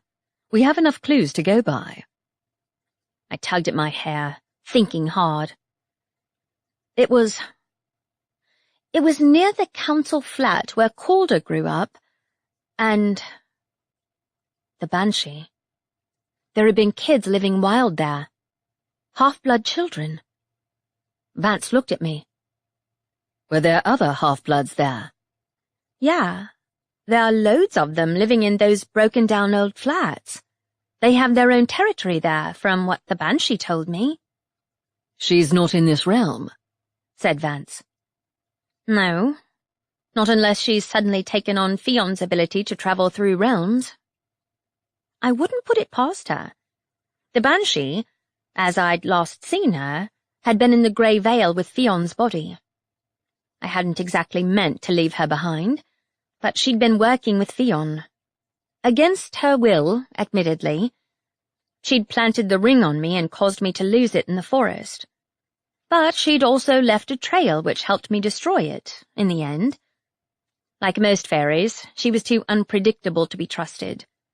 As a death fairy, even more so. Wait a minute, I said slowly. You don't think Roseanne met her, do you? Perhaps. But she isn't in this realm any longer. No. But she's in Calder's immortality can be found on the other side of the Veil camp, and Fion and his brainwashing didn't help. I hope Liam's kid hasn't met her or Calder. I wouldn't be welcomed back at his old home, but it was the only clue we had. Calder's old haunt lay in the abandoned grey zone between mage territory and the parts of town inhabited by humans. Like all evacuated areas, the Faeries had swooped in. Thick clusters of trees had sprang up in the middle of the roads, inhabited by wilder fae kind of the inhuman sort, and my fairy magic reacted, blue light suffusing my sword as Vance and I walked towards the block of former council flats. They bore shattered windows and holes in the brickwork, possibly from fairies fighting with magic, or from people raiding the place when the original inhabitants had fled. Now it was home to half-blood kids who didn't want to obey the chief's laws or live amongst humans. Bushes grew thickly underneath the ground-level windows, and heads popped up when Vance and I drew closer. I'd left my sword sheathed and toned my magic down, so I looked as human as possible. I stilled, warily, as two figures appeared from the bushes. Both half-bloods. One was a teenage boy with curved horns, half satyr, and Asian features, and the other was a winged girl with soulful blue eyes and ivory skin. "Hey," I said. "My name's Ivy. Do any of you know someone called Roseanne Harlow? I'm here to talk to her. It's important." "You're not from around here," said the satyr boy. "You're human." "Yeah, I am. I'm here to speak to Roseanne. Do you know her?" The winged girl nodded slowly. "I know her." "Don't get your hopes up, Ivy. They might be mistaken." "She goes by Splinter," added the winged girl. Splinter? The name rang a bell. Wait. Oh no. I was almost positive I'd heard the name at some point in the first round of the trials. The half-bloods looked at me curiously. I forced my shoulders to relax a little. It wouldn't do to jump to conclusions. If Liam thought his daughter's life was in danger, I'd make sure she was safe before figuring out if she'd been involved. But the fact that there might be a link at all sent alarm bells ringing in my head. The trials had been a contest of brutality, set up by Calder as a ruse to convince half-bloods the winner would be granted immortality. Instead, he'd injected them with a drug which sent them into a killing frenzy, all part of a scheme to unleash a bigger wave of the drug on the whole town. He'd hoped the residual energy trapped when the town turned into a summoning circle would open the gates to Faerie, which had technically succeeded. At least until I'd sealed his magic with an invocation and killed him, nearly dying myself in the process. Worse, Calder hadn't stayed dead, but stuck around to make more trouble. And he'd come back here. Most half-bloods had blamed me for his death, even when his spiritual form had been wreaking havoc. "Splinter lives over at number 8, said the satyr boy. "She doesn't like humans." And there went one thread of optimism. Well, I need to talk to her. Vance and I walked to the apartment block, led by the winged fairy. She hovered half a meter above the ground. I'd seen half-bloods like her before. Usually they didn't have enough magic to be able to properly fly as pure fairies could. She opened the front door, which apparently wasn't locked. Inside the dimly lit hallway, she rapped on a door on the left. "Splinter," she called. "There's 2 humans here to talk to you." A pale, black-haired girl answered the door, chewing gum and wearing a sullen expression. "Hi," I said, feeling stupid. I hadn't expected to find her right away. She didn't look anything like Liam the mercenary. Her fairy blood had clearly won out. With porcelain skin and bright blue eyes. Winter. She'd be stunningly beautiful if it wasn't for the claws. They weren't like Vance's claws, but more bird-like. She flicked her hand and the claws turned into human appendages. Shapeshifter fairy. "I'm Ivy," I said. "I'm here to talk to you about something important. Alone." "Ivy Lane." She looked me up and down. The banshee had probably told her who I was. "Yes, I have a message for you." I checked the others were out of hearing range, then I said, "It's from your father. I don't have a father," She spat out the gum at my feet. And you'd better stay away from me, human. You're half-human. Your father. God, shut up. Why can't you people leave me in peace? What? Has someone else been here? Her eyes narrowed, and she muttered something under her breath. None of that, I said. Your father thinks your life may be in danger. Dunno who he's talking about, but it's not me. I don't have a mum or dad. Your mother was a fairy, right? Gone, ain't she? You humans are stupid. Play nice, Ivy. Your father's ghost told me someone's threatening your life. Now she looked up. He's dead. I attempted a placating tone. I don't know why he abandoned you, but I have a bunch of letters from him. He wanted to send them to you. If you come with me, you can read them. She took a step back. No, she said. I won't come with you. You don't have to, Vance said. The mages would be happy to provide protection, as well as any resources you need. I don't need you, spat the girl. Or you, Ivy Lane. Don't they call you the Faerie killer? I kill rogue fae who break the laws and hurt humans. Not innocents. So does Vance. Yeah, right. You humans are all the same. You're dead wrong there. I let the faintest trace of magic flow to my hands, enough to show her the dazzling blue glow. I'm no ordinary human, and I can help you. No, you can't. Her voice rose. I don't need your help, or anyone else's. Why can't you leave me be? Someone has been here, haven't they? Fuck off. Lovely, I said. No offense, but you need clean clothes and a bath. I'm not offering out of charity, but because someone's possibly trying to kill you. They already killed your father. She didn't even blink. So, humans die all the time for stupid reasons. You're mortal. It's not all bad, trust me. Pure fairies. Don't talk to me like you know shit about us. Get out of my house. I hadn't expected her to renounce her human side altogether, though it shouldn't have surprised me. It's your choice. Come with me and I'll show you the letters your father left for you. Stay here at your own risk. It wasn't a pleasant death. Nobody can touch me, said Roseanne. I'm going to be immortal. Soon. Great.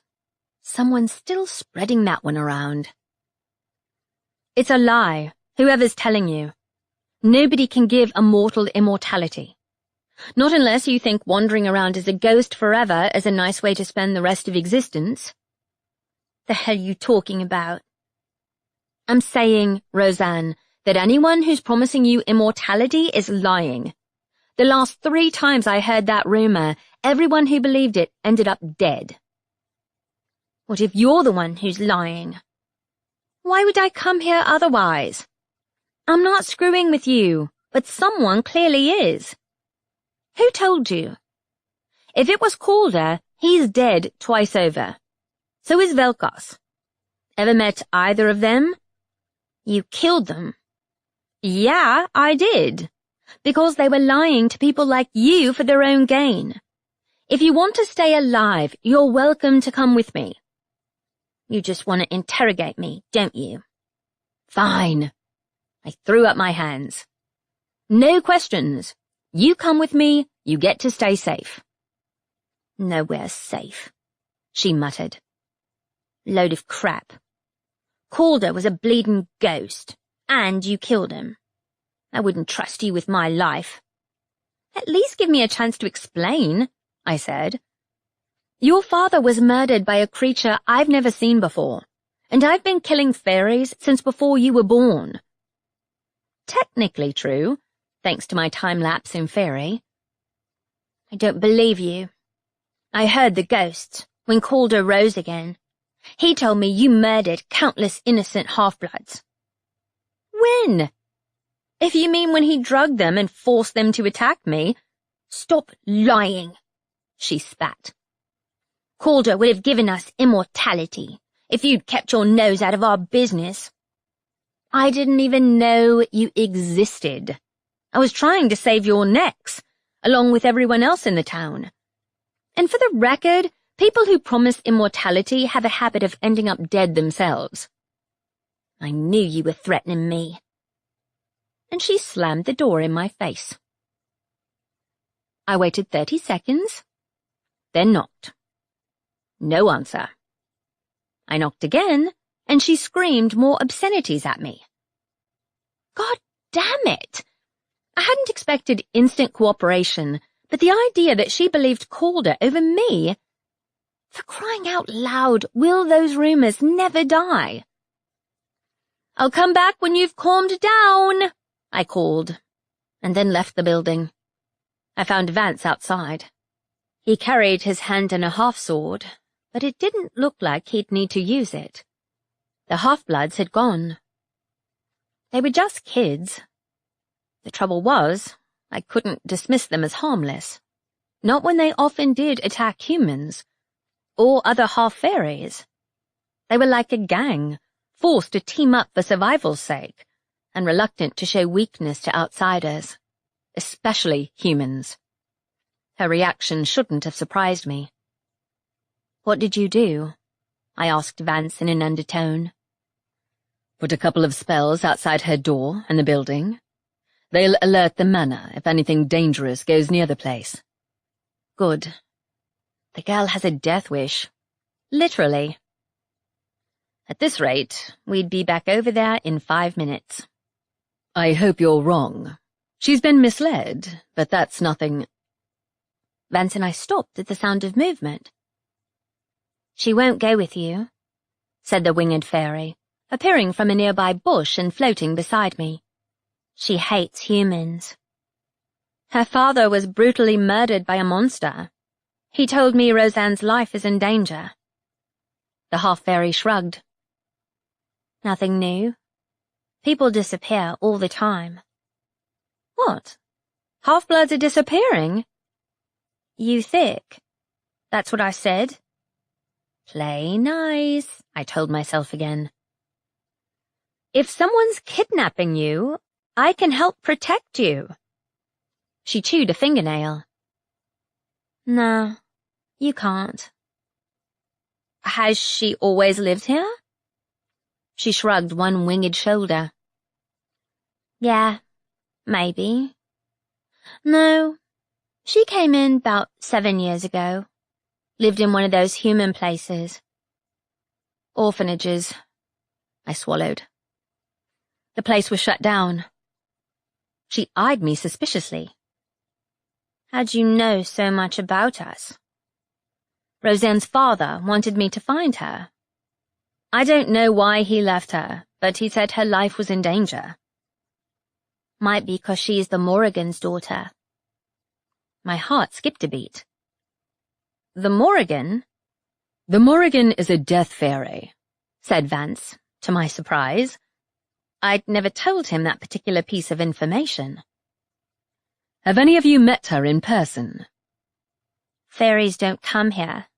Duh. But you think being the Morrigan's daughter might be why her father was killed? I asked. How would they have known who he was? I supposed, with persistence, anything was possible. We'd found her, after all. Dunno. Maybe. Why are you here? Nobody wants you here. Ouch. You can go to the chief to get the memo that I've stopped every fairy who tried to destroy this town, and you along with it. Trust me, if anyone is promising you immortality, or to take you back to Faerie, it's a lie. Fairies can't lie, stupid. They can mislead. They love to mess with mortals. You might hate humans, but the pure fairies think of you as the same. Playthings. Expendable. She raised her hands and fired a wisp of winter magic at me, but not before I'd pulled out Helena and conjured a shield to deflect her attack. Vance moved into defensive mode too. I didn't want to attack her. For one, her magic was pretty weak for a half-blood. But being underpowered didn't prevent you from doing harm. Someone had kept Calder's dangerous ideas alive, and in the wrong hands there might easily be another massacre. "I wouldn't push your luck," I said. I meant what I said. If anything attacks you, I'll be back to save your miserable hides. Resisting the impulse to run to the flat and haul Roseanne out after me, I turned and left their territory. Chapter 6. As I prepared to walk into Faerie, my human instincts screamed danger, while my magic reacted with delight, drawn across the path through grey smoke, which unfolded in front of me in the empty field. I'd left the manor in the early hours of the morning and crept through a gap in the fence. Not out of a desire to deceive Vance. He knew about my occasional early morning excursions, and these fields were under the protection of the Mage Guild. No, I suspected I'd be run off my feet with clients all day, and I'd prefer to check on the potential end of the world first. The whole town was covered in spirit paths, faint lines which controlled the ebb and flow of magic, all linking back to the main ley line through the town centre. I wouldn't be crossing there again if I could help it, but this line was relatively quiet. Now, crossing realms was as easy as breathing, though I had to focus hard not to leave my body behind. Blue fairy magic encased me from head to toe as my surroundings turned to grey smoke, and I moved swiftly through death. I took one more step, and then I was in the Grey Vale. Its default setting was a path framed by rows of silver-leafed trees. The sun, if it was real, shed sparse light on a few of the forest's paths, and left the rest in darkness. Not like summer, which was bursting with colour, nor like winter's icy forests. Everything seemed to exist in a state of weird limbo here. Except the fairies. The realm sucked away their very life force, and exile condemned them to an agonizing death.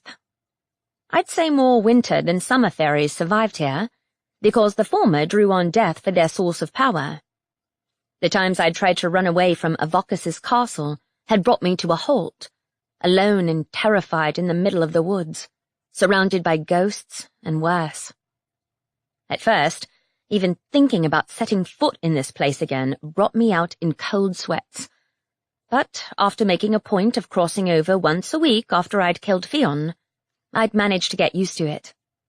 It helped that my magic gained a boost from crossing over. A rush of icy energy surged through my whole body, and my talisman hummed in my hands. Avocus had taken the magic from this realm.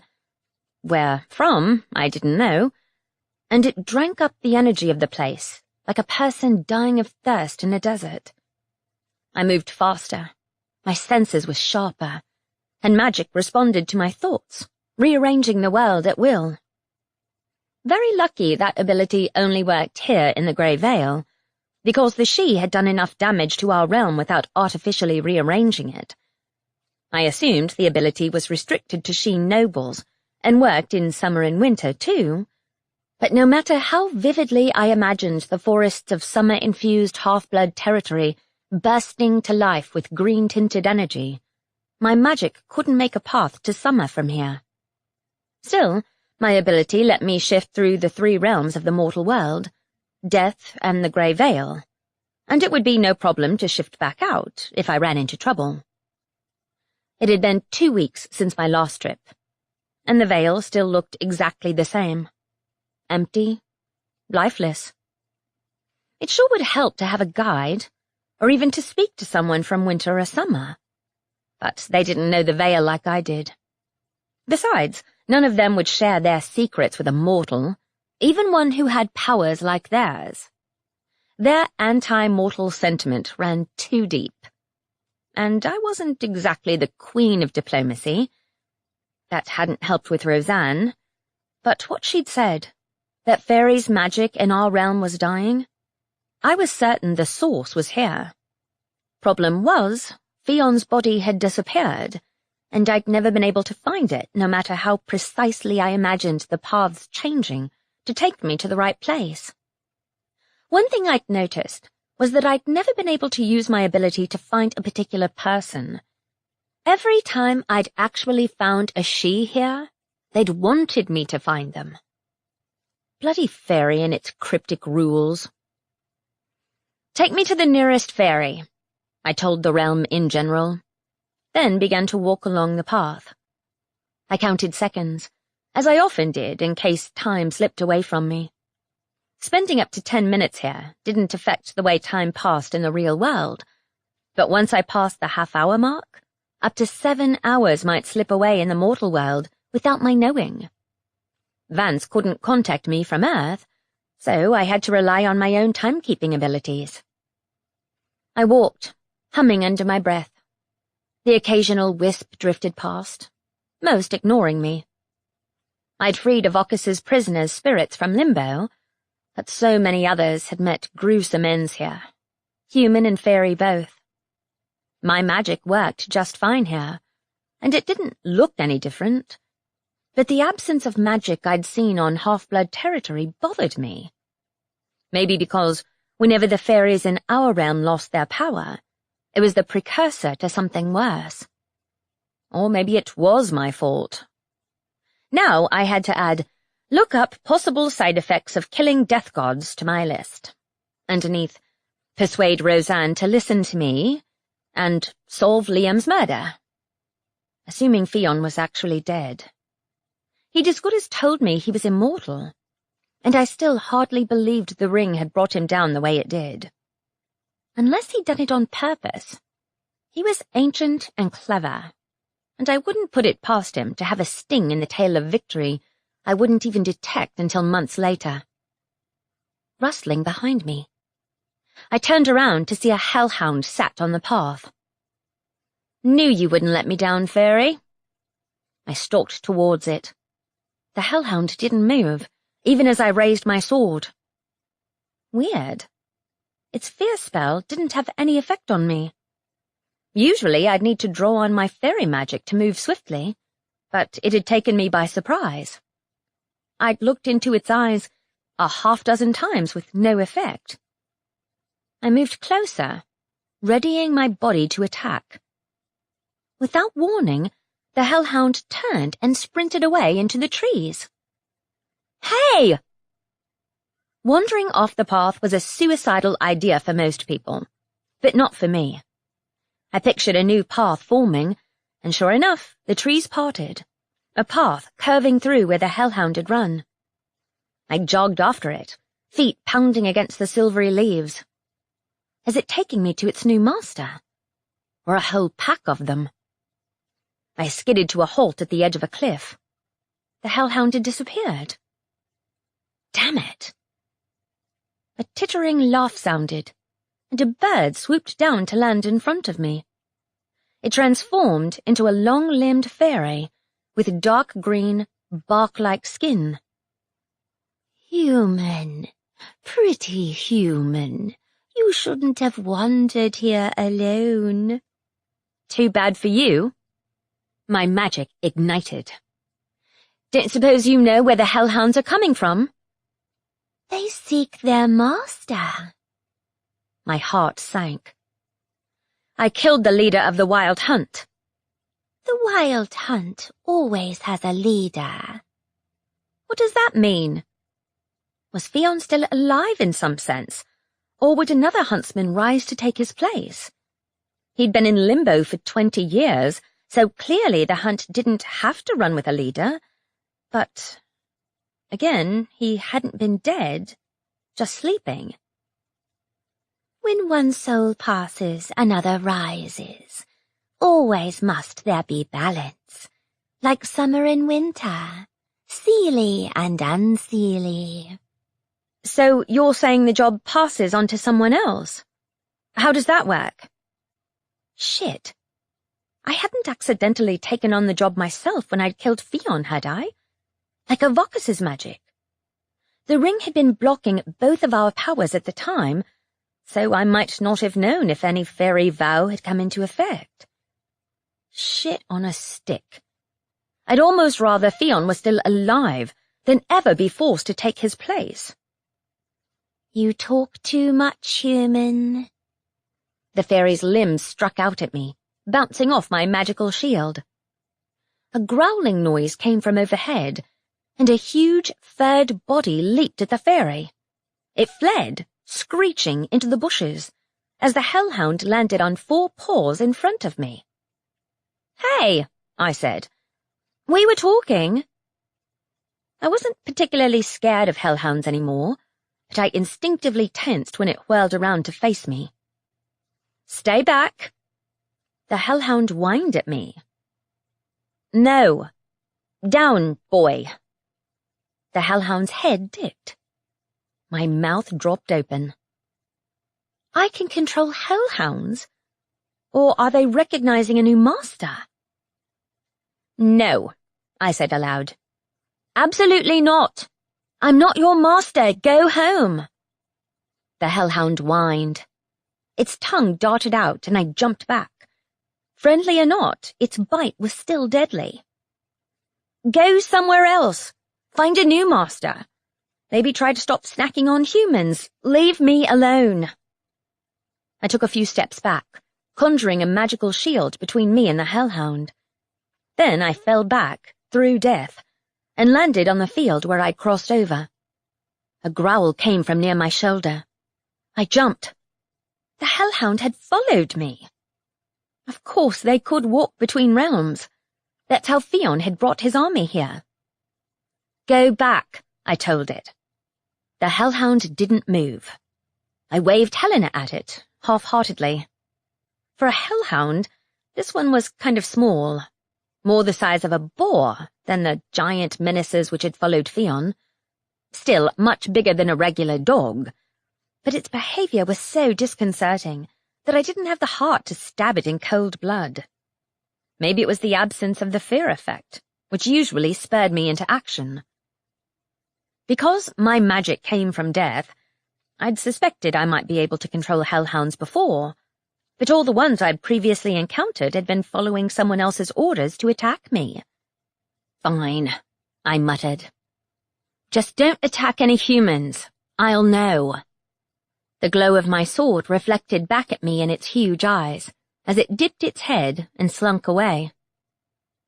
"Well," I said, "I've officially reached my quota of weird for the week." Ivy. Vance walked swiftly towards me. A blade appeared in his hand. Was that a hellhound? I've had a hell of a weird morning. I filled him in on the way back to the manor. I'd misjudged the time by half an hour, but that didn't bother me nearly as much as what I'd guessed. So if I want to know for sure if I can control hellhounds because their master died and needs a replacement, I'll have to tell Summer I killed Fionn and destroyed the ring, I said. Which will ignite another shitstorm, but it's better than finding out it's my fate to collect fairies' souls for eternity. I stopped inside the conservatory of the manor. If it's anything like a fairy vow, I'm screwed. The fairies don't like to give anyone a way out. You've had no other evidence apart from the hellhounds, have you? Asked Vance. Your magic might react to hellhounds because they both have the same source. Death energy. Yeah, I thought so. But if I can control them, don't you find that weird? No more so than crossing realms, leaving your body behind? Guess you've reached your quota of weird too. Nothing surprises you anymore. I beg to differ. He kissed me lightly on the lips. You never fail to surprise me, Ivy. Hope you meant that in a good way.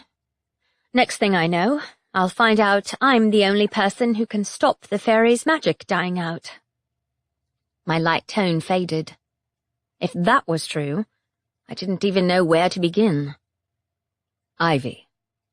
Vance looked into my eyes, his arms a reassuring presence around my shoulders. It'll be okay. None of this is your responsibility to fix. If the fairy's magic is fading, it isn't your fault. What if it is? I have to tell Summer. I should have explained last time, but I was so angry. And they turned around and disappeared without explaining anything. I believe there's one place we might be able to find out how to get word to Summer. Aside from half-blood territory, that is. I nodded. The hemlock... A blaring alarm rang through the corridor. I jumped, my hand flying to Helena's hilt, as Vance pulled out his own weapon. It's the alarm outside Roseanne's flat. Something's attacking her. Let's go. He transported us both in an instant. The air rushed around me, and my knees buckled as I fell against the corridor wall. Bearing down on me was a monster the size of a small troll. The creature was covered in suction cups, while its face was dominated by a hoover-like mouth. Ack, not a skin-eating fairy. A shrill scream came from nearby. Roseanne's flat. The door had been wrenched off its hinges, so Roseanne must have hidden herself. There was no hiding from this particular fairy. It could smell magic, and she was descended from a powerful fairy. Shit! How to ambush the creature without provoking it into an instant kill? Carefully, I let my magic flow through my hands. The beast was already turning around. My magic was hardly inconspicuous, but I let go of the attack, and a wave of energy knocked the creature aside. I moved up, wielding my sword, and struck. Hard. The fairy lunged at me and slammed into solid air. Vance had used his power in a similar way as me. The fairy bounced off the shield and flew a good 10 feet down the corridor. That's when the second one appeared. "Run!" I yelled at Roseanne. "Don't hide! They can sniff out your magic!" The skin-sucker fairies didn't have a preference for summer or winter. They just liked death, and a lot of it. I aimed for the recovering fairy, while Vance faced the second one. Roseanne moaned in terror behind me, crawling on all fours. Her hands had turned to claws, and stark fear showed on her face. "Get behind me," I warned. "The bastard isn't kidding around. It'll tear off your skin and wear it as a coat." Instead of getting behind me, she attempted to run for the door outside. Cursing, I fired magic at the creature's suction cup-coated limbs, but already my magic was fainter than usual. The presence of 2 of those creatures meant my life force was drained at twice the rate. Dizziness made my vision come out in spots. The creature locked around Roseanne's waist and pulled her closer, away from me, towards its gaping mouth. "Help! If you get me killed, I'll haunt you forever." I backed up, willing my magic to draw on any fear and pain in the area. Not difficult. This wasn't a happy place at all. At once, magic flooded my body, and I aimed for the creature in one careful leap. Before she'd reached its mouth, I kicked out, knocking her out of the way. She fell head over heels, while my leg wedged into its gaping mouth. Fighting nausea at the sensation, I swung Helena in a wide arc and connected with one of the suction cups on its side. "Feel their pain, you bastard." Dazzling blue light exploded from the sword's tip, and flayed skin fell away as the creature collapsed. I dropped to land in the mess left behind. Vance had disappeared. He must have displaced his opponent outside, to fight it without the half-bloods being caught in the crossfire. Roseanne pushed a flap of dead skin from her face. "You saved me." "No shit." I rubbed the back of my head. "Thanks for the gratitude." "I was gonna thank you. I didn't think you'd come back." "I keep my word." "These things killed my dad." "No," I said. "They don't have claws." She stumbled forward a few steps, then threw up in a bush. I backed away and spotted Vance displacing the second corpse aside. "Nicely done," I said. "We should put these bodies somewhere they won't attract more of them." They're covered in death magic, groaned Roseanne. It won't go away, even if you move the bodies. You have death magic, I said. Have they ever attacked you before? No. She scrambled upright, eyes wide and staring. I don't get it. Vance looked at her. I'll send some of my mages to clear the area. We need to get you away from here. Can you think of anything that's happened in the last couple of days which might have drawn them here? The charm's gone. The what? She fidgeted. I used to have a lucky charm, but it disappeared 2 days ago. Think someone stole it. What did it look like? Just a necklace. They found me wearing it when I showed up at the orphanage. Did your father? Hell, maybe her father had given her a witch charm to protect herself, but it only worked as long as he was alive. That might be why he wanted me to find her. The protection ran out. I'd have to ask Isabel if it was likely, but I'd definitely heard of similar charms. Unless her fairy mother had given it to her. But then, the fact that it had disappeared at the same time as Liam's death was cause for suspicion. Come with us, said Vance. It isn't safe to stay here. But... Her gaze travelled around, snagging on the remains of the spell Vance had set up near the door. Did you put a spine near my flat? No, I said. A mage mark. It warned us when someone attacked you. You knobheads were spying on me. You really won't quit. We saved your neck. Yeah, you did. I'll think about it. You're sitting in a nest of death magic, I pointed out. Don't assume I've nowhere to go. The streets aren't a safe place, I said. Trust me, I know. I slept rough for a week after I came back from Faerie. It's not a nice place to be. I had people or fairies try to kill me every hour. Her lip trembled. I didn't ask for this shit. Neither did I. Believe me. Decide quickly, added Vance. We need to clear these creatures away and destroy them. Roseanne sucked in a breath. I'll play nice. If you do me one favour. What? I asked warily. Take me with you to Faerie. Chapter 7. No, I said, not missing a beat. Absolutely not. You can go to Faerie. Her eyes had lit up like beacons, bright iridescent blue. Take me with you. I know you can do it. Calder wasn't lying. Yes, he was, if he said anything about immortality. Being mortal or not has nothing to do with crossing realms. I'm mortal, totally human. And trust me, you won't last 5 minutes in the Grey Vale. I knew it was true. The others kept telling me it was a lie. What? That the Grey Vale's a soul-sucking death trap created as a punishment for fairies who committed the worst crimes. You know what happens to fairies who go there? They have their magic ripped away from them. Then the realm sucks the life out of them until they're nothing more than husks. Sounds fun? Hell yes. Teenagers. Actually, that was unfair.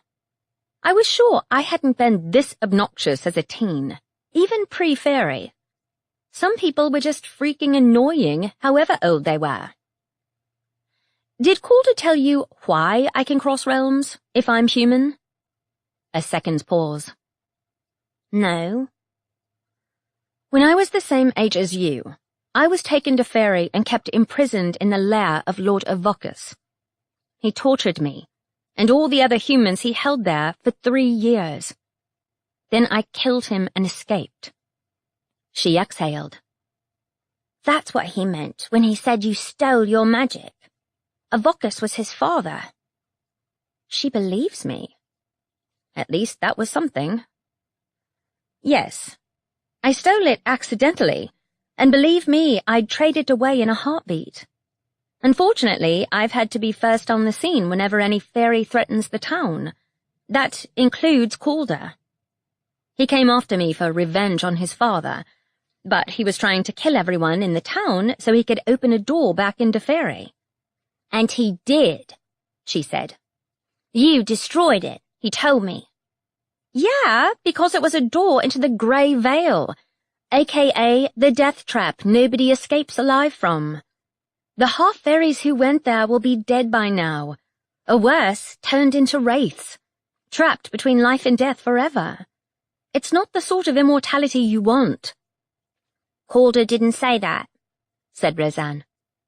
He said when he was a ghost, he'd be given a new body, and he would have got one if you hadn't destroyed him again. She means Fionn would have given him one. Yeah, he wanted to permanently possess someone, but it's not possible. Nobody can do it. You're lying.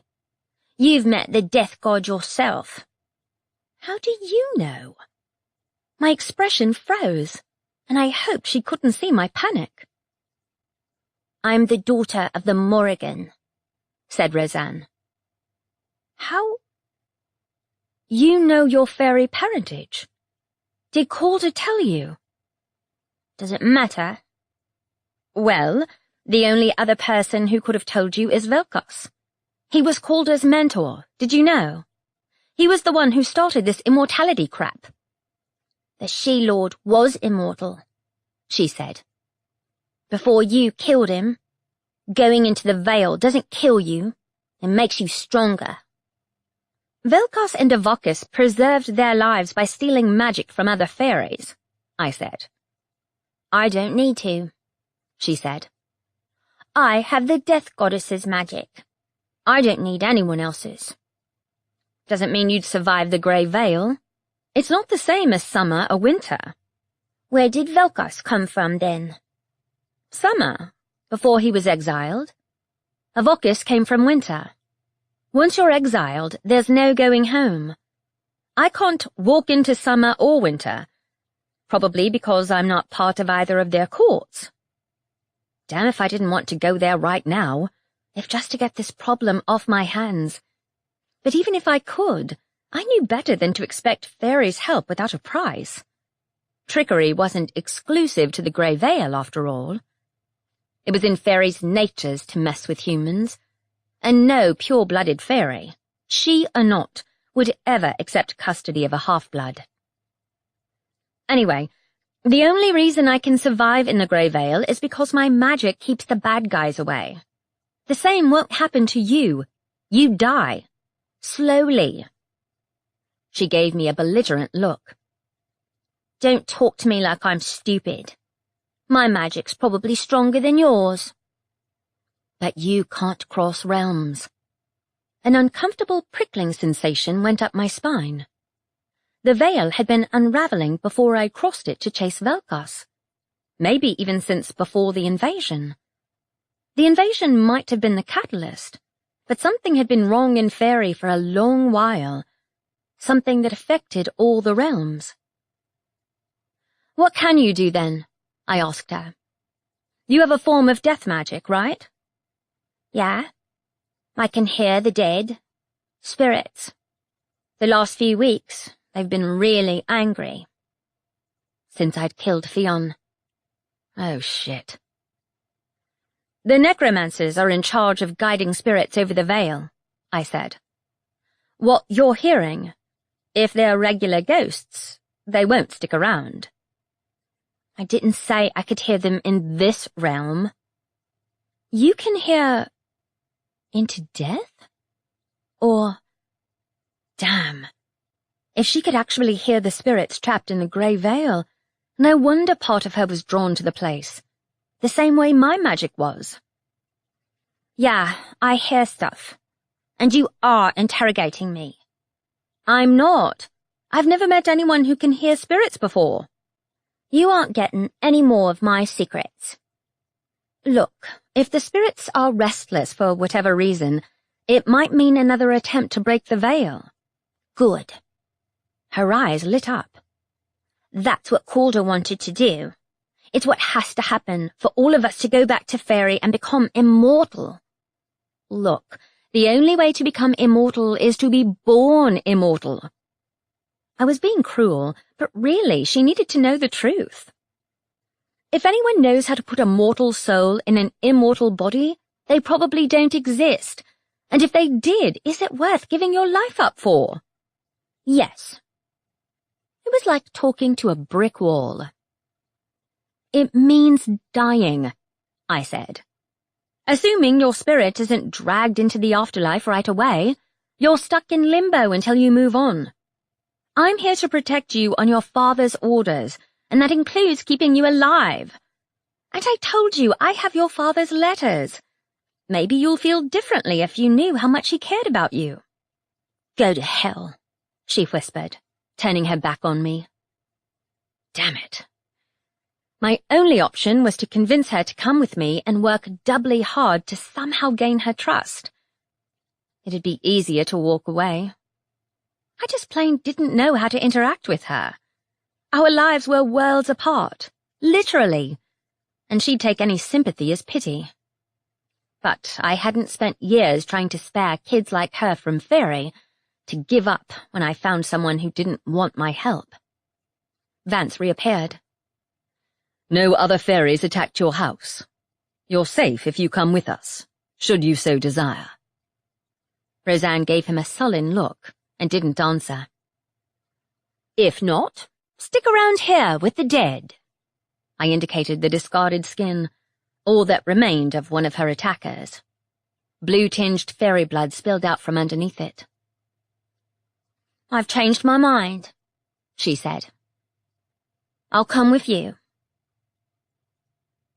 Roseanne took one look at the long, carpeted corridor of the manor and lost her shit, pelting towards the conservatory and screaming like her hair was on fire.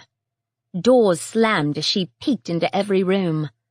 With an exasperated sigh, Vance took it upon himself to chase her around while I pulled out my phone.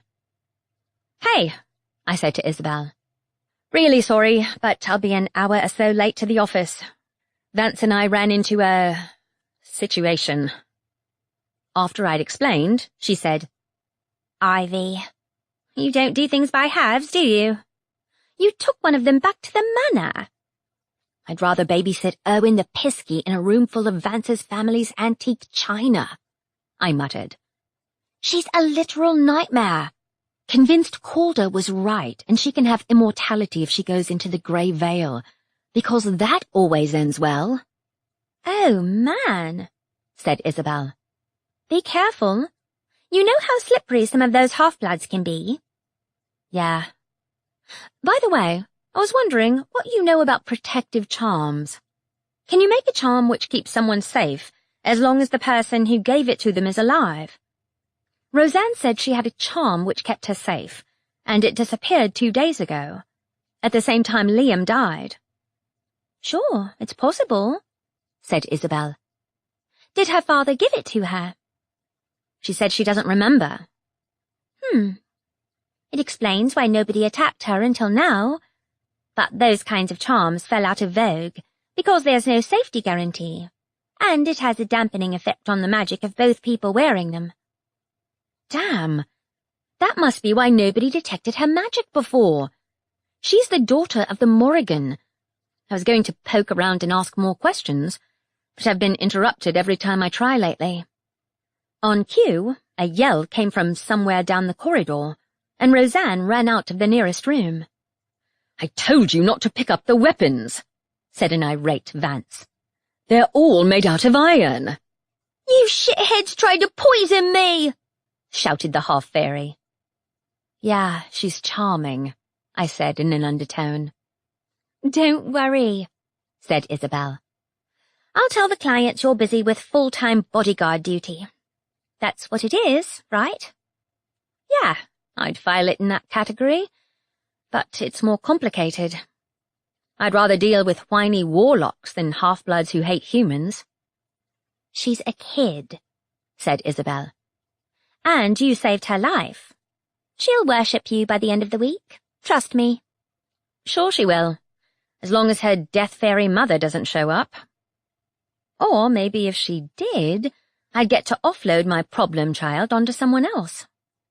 Yeah, right. I doubted a death fairy would be more sympathetic to her half-human offspring than normal fairies were. The Morrigan would be a winter fairy, known by her title rather than her name. And that was all I knew. Jerry, the old man who'd helped me learn to fight with a sword during my captivity in Faerie, had mentioned her in passing.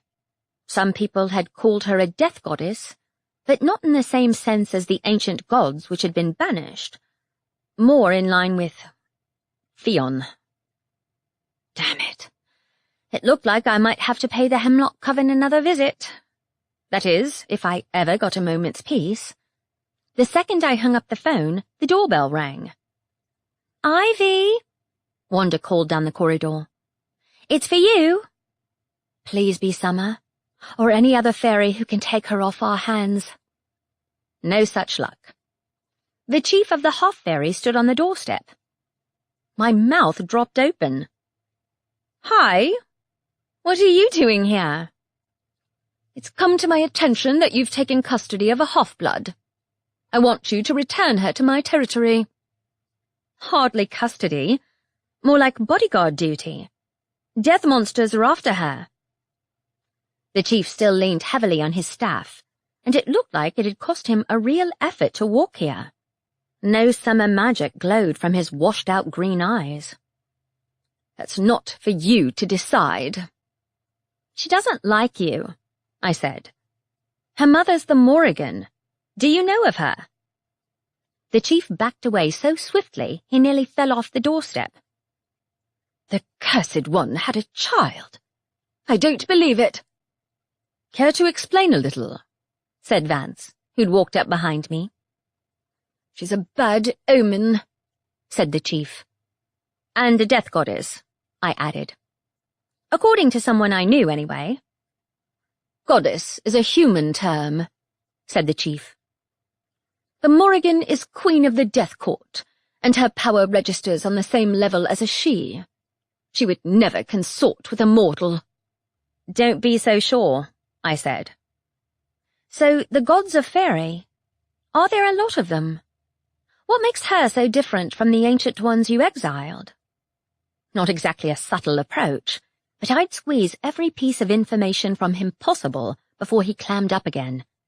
Especially if this Morrigan was the reason Roseanne was being targeted.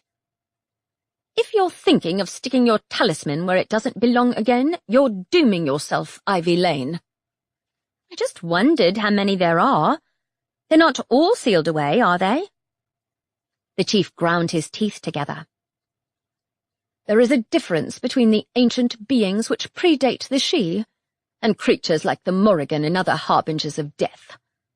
A different term for each is used in the fairy tongue." So the Morrigan's power was considered similar to creatures like the Banshee.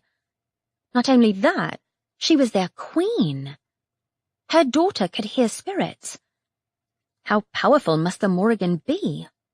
Might the death fairies who'd attacked be in league with whoever killed Liam? Or was the absence of her protective charm drawing every dark fairy from this side of the veil? But the last death fairy I'd met had been working with Theon.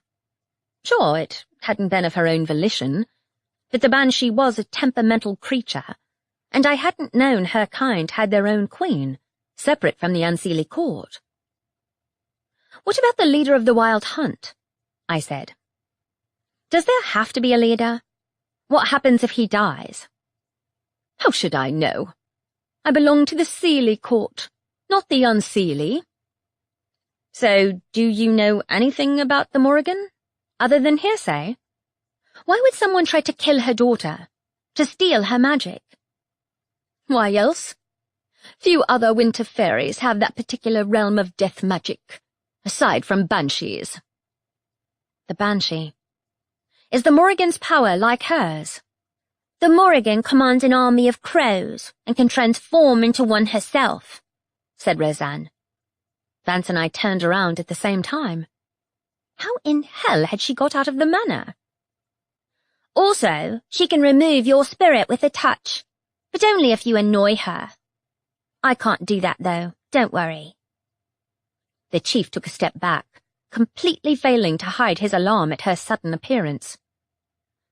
I am Chieftain Tave, leader of the fairies in this realm, and I wish to invite you to take up a new home on my territory. Thought you were scared shitless of us. She chewed on her hair. Why does everyone hate crows? They're harmless.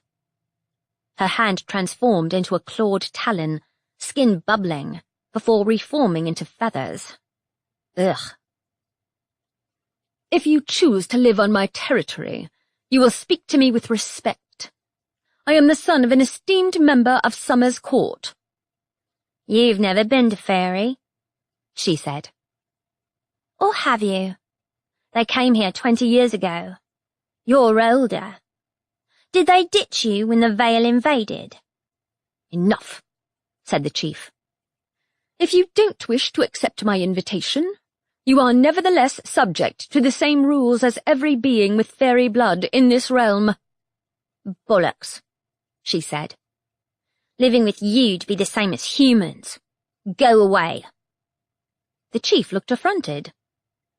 If that's the attitude you've decided to employ, you won't be welcome on my territory.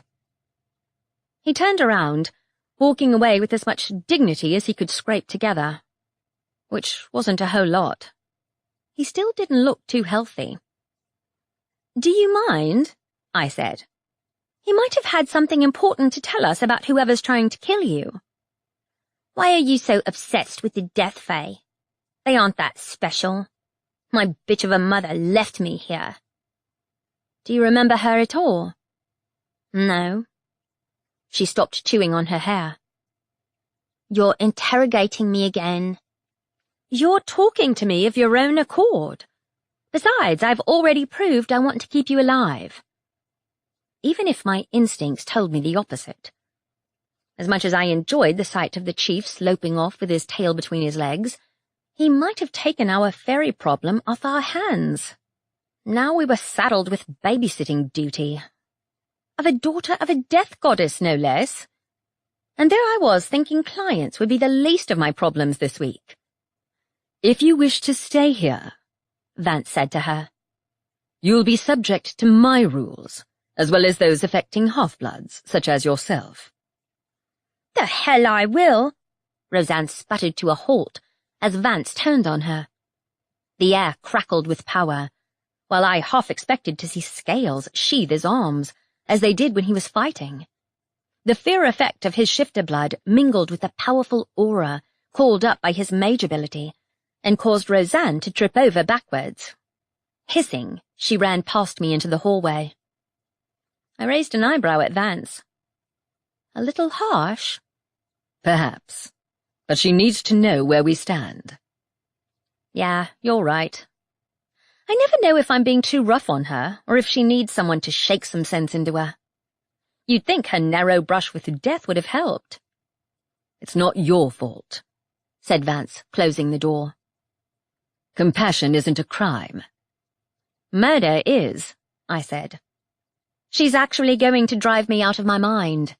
Can't we put her in a trapping spell? Don't they only last a few hours? I groaned. Seriously, though, she's either going to break something or compromise our security. Or invite her friends round. And what if she's not on our side after all? What's going on? Said a quiet, gravelly voice. Quentin the Brownie walked into the room. Why is there an unseelie here? Because we're protecting her, unfortunately, I said.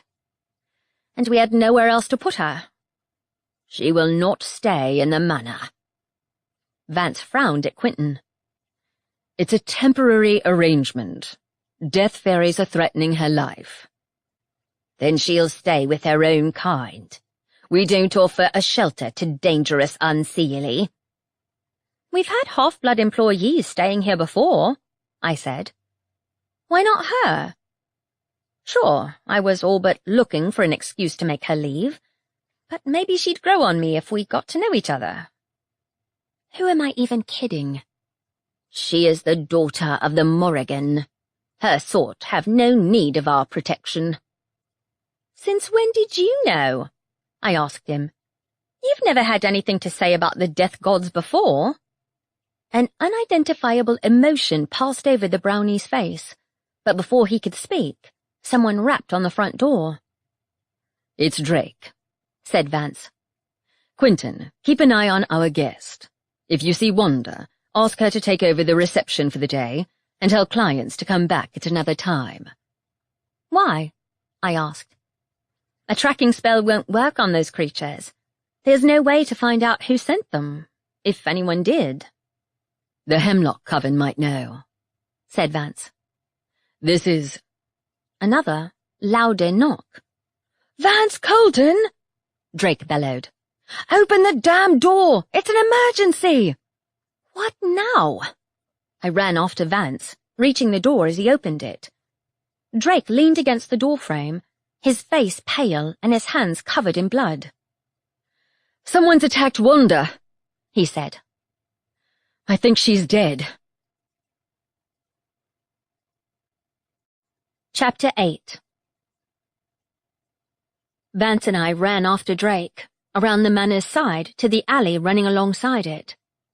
Thick blood spattered the wall where Wanda had fallen against it, her eyes closed, and her body covered in just as much blood. Deep wounds. Claw marks. My mind roiled, and bile burned my throat.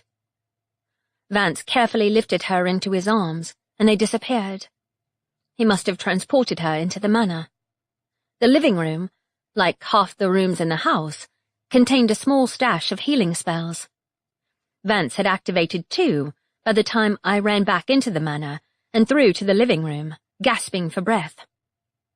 Wanda lay still and pale, blood soaking through her clothes. Something with razor-like claws had torn her up, but the wounds sealed themselves before my eyes underneath the healing spells. If the spells worked, she must be alive. Footsteps behind me. Roseanne had crept into the room. She hunched back as I turned to face her. They were going to get me first, she said. I was who they were looking for. We don't know that. But I suspected she was right. Anyway, just stay here. Don't move. Did you see the attacker? I asked Drake, who'd run into the room behind me. No.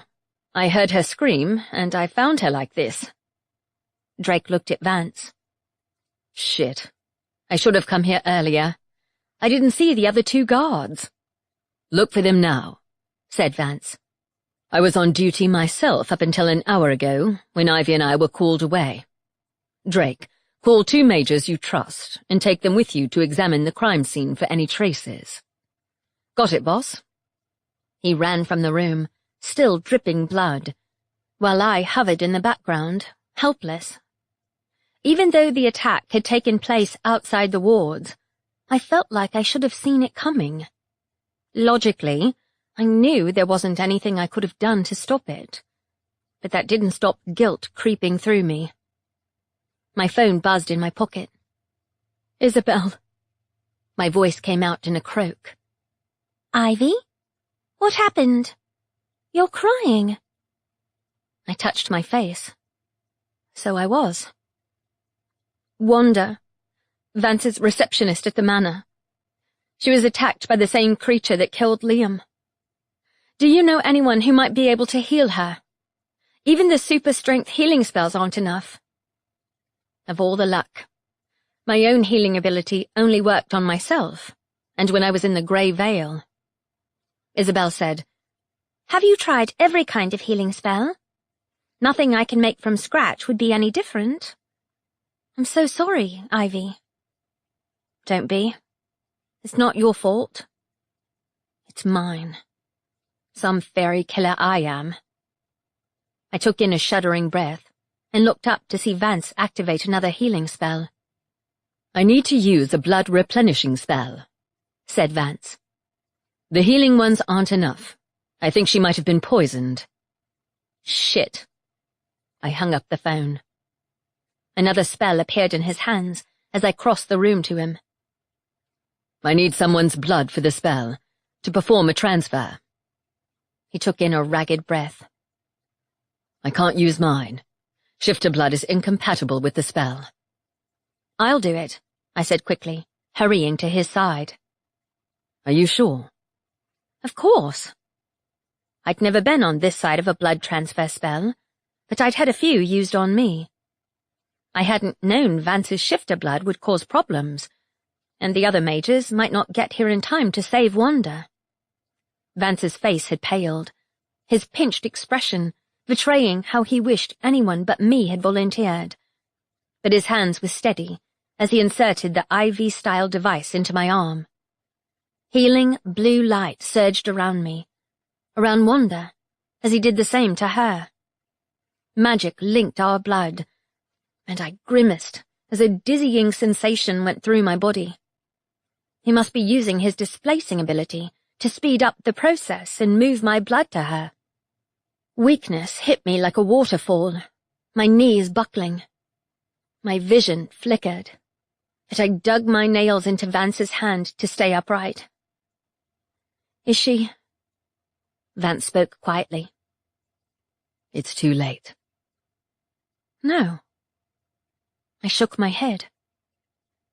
It can't be true. No. God, no.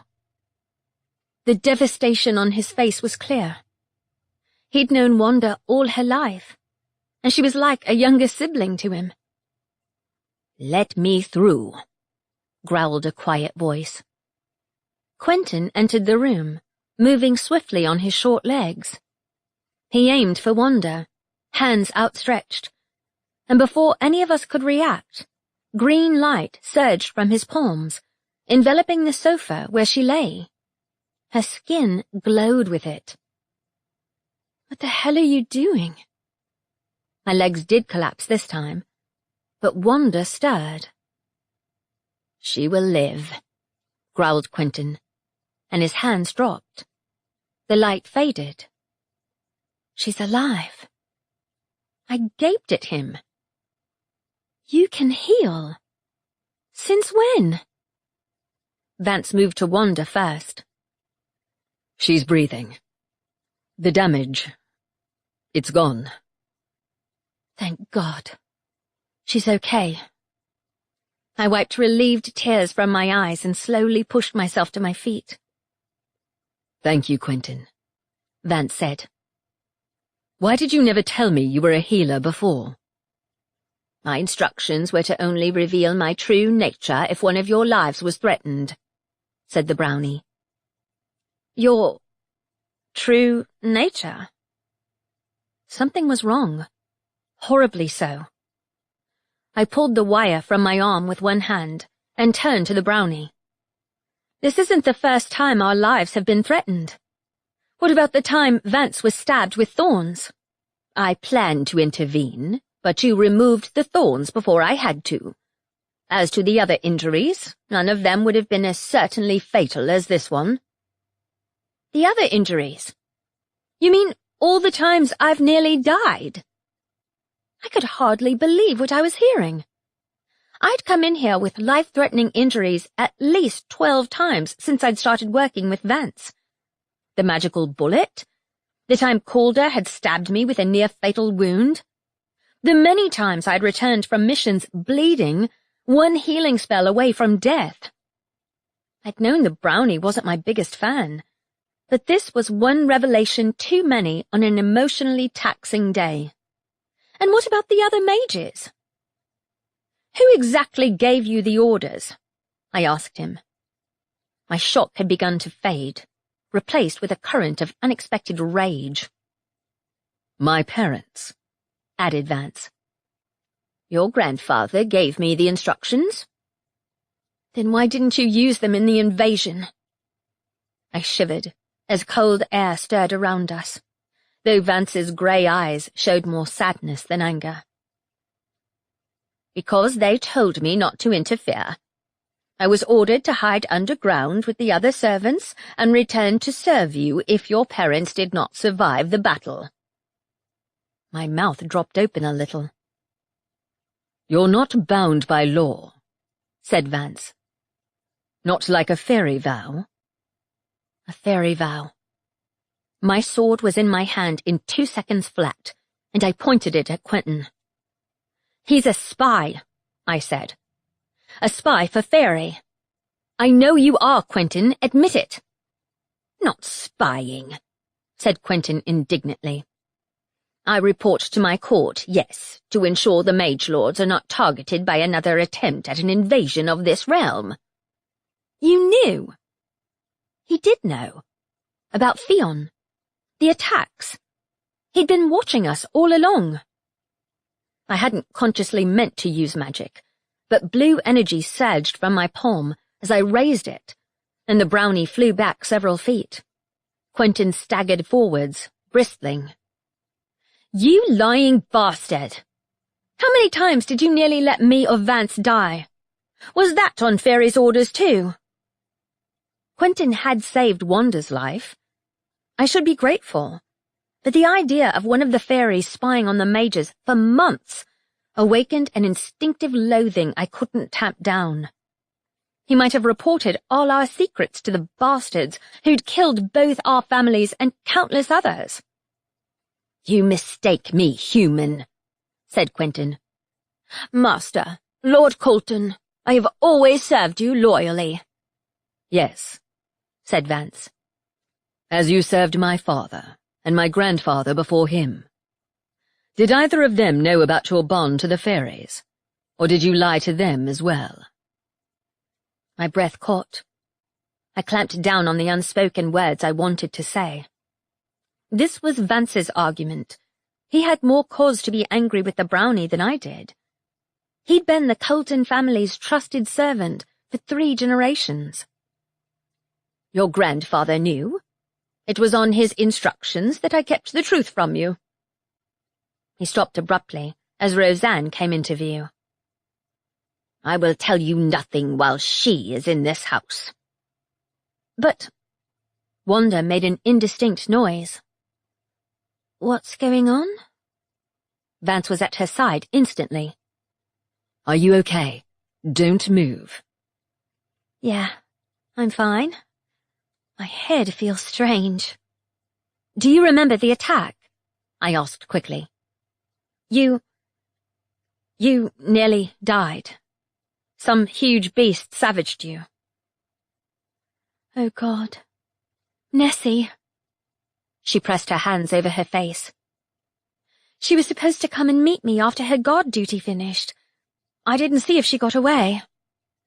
Nobody else was there, I said. Drake would have seen them. I'll check with him, said Vance. You plan to meet the Lightning Mage apprentice? Outside the wards? I'm sorry. She pressed her hands to her face. Shit. Is this blood mine? I don't remember the attack. Don't tell my grandmother. Vance looked at her, concerned. I'll do my best to find the attacker, but there's a possibility there might be a spy in the manor from Faerie. Quentin, I added. You didn't see him before the attack, did you? No. Not... He's a spy. I just saw him over there. She pointed. I whirled around. Crap. The brownie had disappeared. The lying little bastard. I'll find him, Vance said, and vanished too. Just then, there came the sound of someone sobbing hysterically from outside the door. Wanda! They found Nessie, said Drake, coming into the room accompanied by several other mages. And the guard, Vance? He broke off, looking at the blood on the floor, the remains of the transfer spell, and Wanda sitting up, no longer wounded. Vance went after Quentin, I said. Wanda's alive. Oh, thank God! A raven-haired young woman ran to the sofa. Wanda, I saw all the blood, and I thought... I'm fine, said Wanda. Better than fine, actually. Did someone use a new healing spell? I've never seen that kind of light before. I didn't have the heart to drop the bombshell. Not yet. Get some rest. You lost a load of blood. So had I, but my low blood sugar levels were the least of my problems. Nessie looked from Wanda to Drake, her eyes wide. "I got stuck outside the wards," she said. "I came to meet Wanda, and she wasn't there. But the blood. I thought she died. Someone said you were poisoned." As the other mages converged, I left the room, in desperate need of air and breathing space. I still carried Helena, but I wouldn't leave my weapon unattended with a spy in the house. I ran up the corridor, but saw neither Vance nor Quentin in any of the rooms. Nor Roseanne either. Damn it. I went to the kitchen to fetch a glass of water and downed half of it, remembering I hadn't eaten all day either. My blood sugar levels had crashed after giving my blood to Wanda, so I grabbed one of Isabel's cookies from the box on the sideboard and shoved half of it into my mouth. I wanted to get my hands on Quentin, but Vance could teleport around the manor more easily than I could. Fucking fairies! My fist clenched, and crumbs scattered everywhere. "Why are you murdering that cookie?" Drake asked, leaning on the doorframe. He'd cleaned the blood from his hands. "Because Vance and I found out Quentin is a liar and a spy for Faerie. On top of what happened to Wanda, I might have to stab someone. The adrenaline shaking through my body demanded an outlet." "Quentin did what?" "He healed Wanda using fairy magic and then disappeared right after confessing to being a spy. Vance went after him." "A spy?" Drake frowned. "He healed Wanda?" "Yep. Has he always lived here?" "I think Vance said the brownie's been here as long as the house has existed." "Makes sense, since their magic ties them to one place," I said. "Their magic? He's never used any. I didn't even question whether he was trustworthy." Drake blinked. "Neither did Vance. He's served the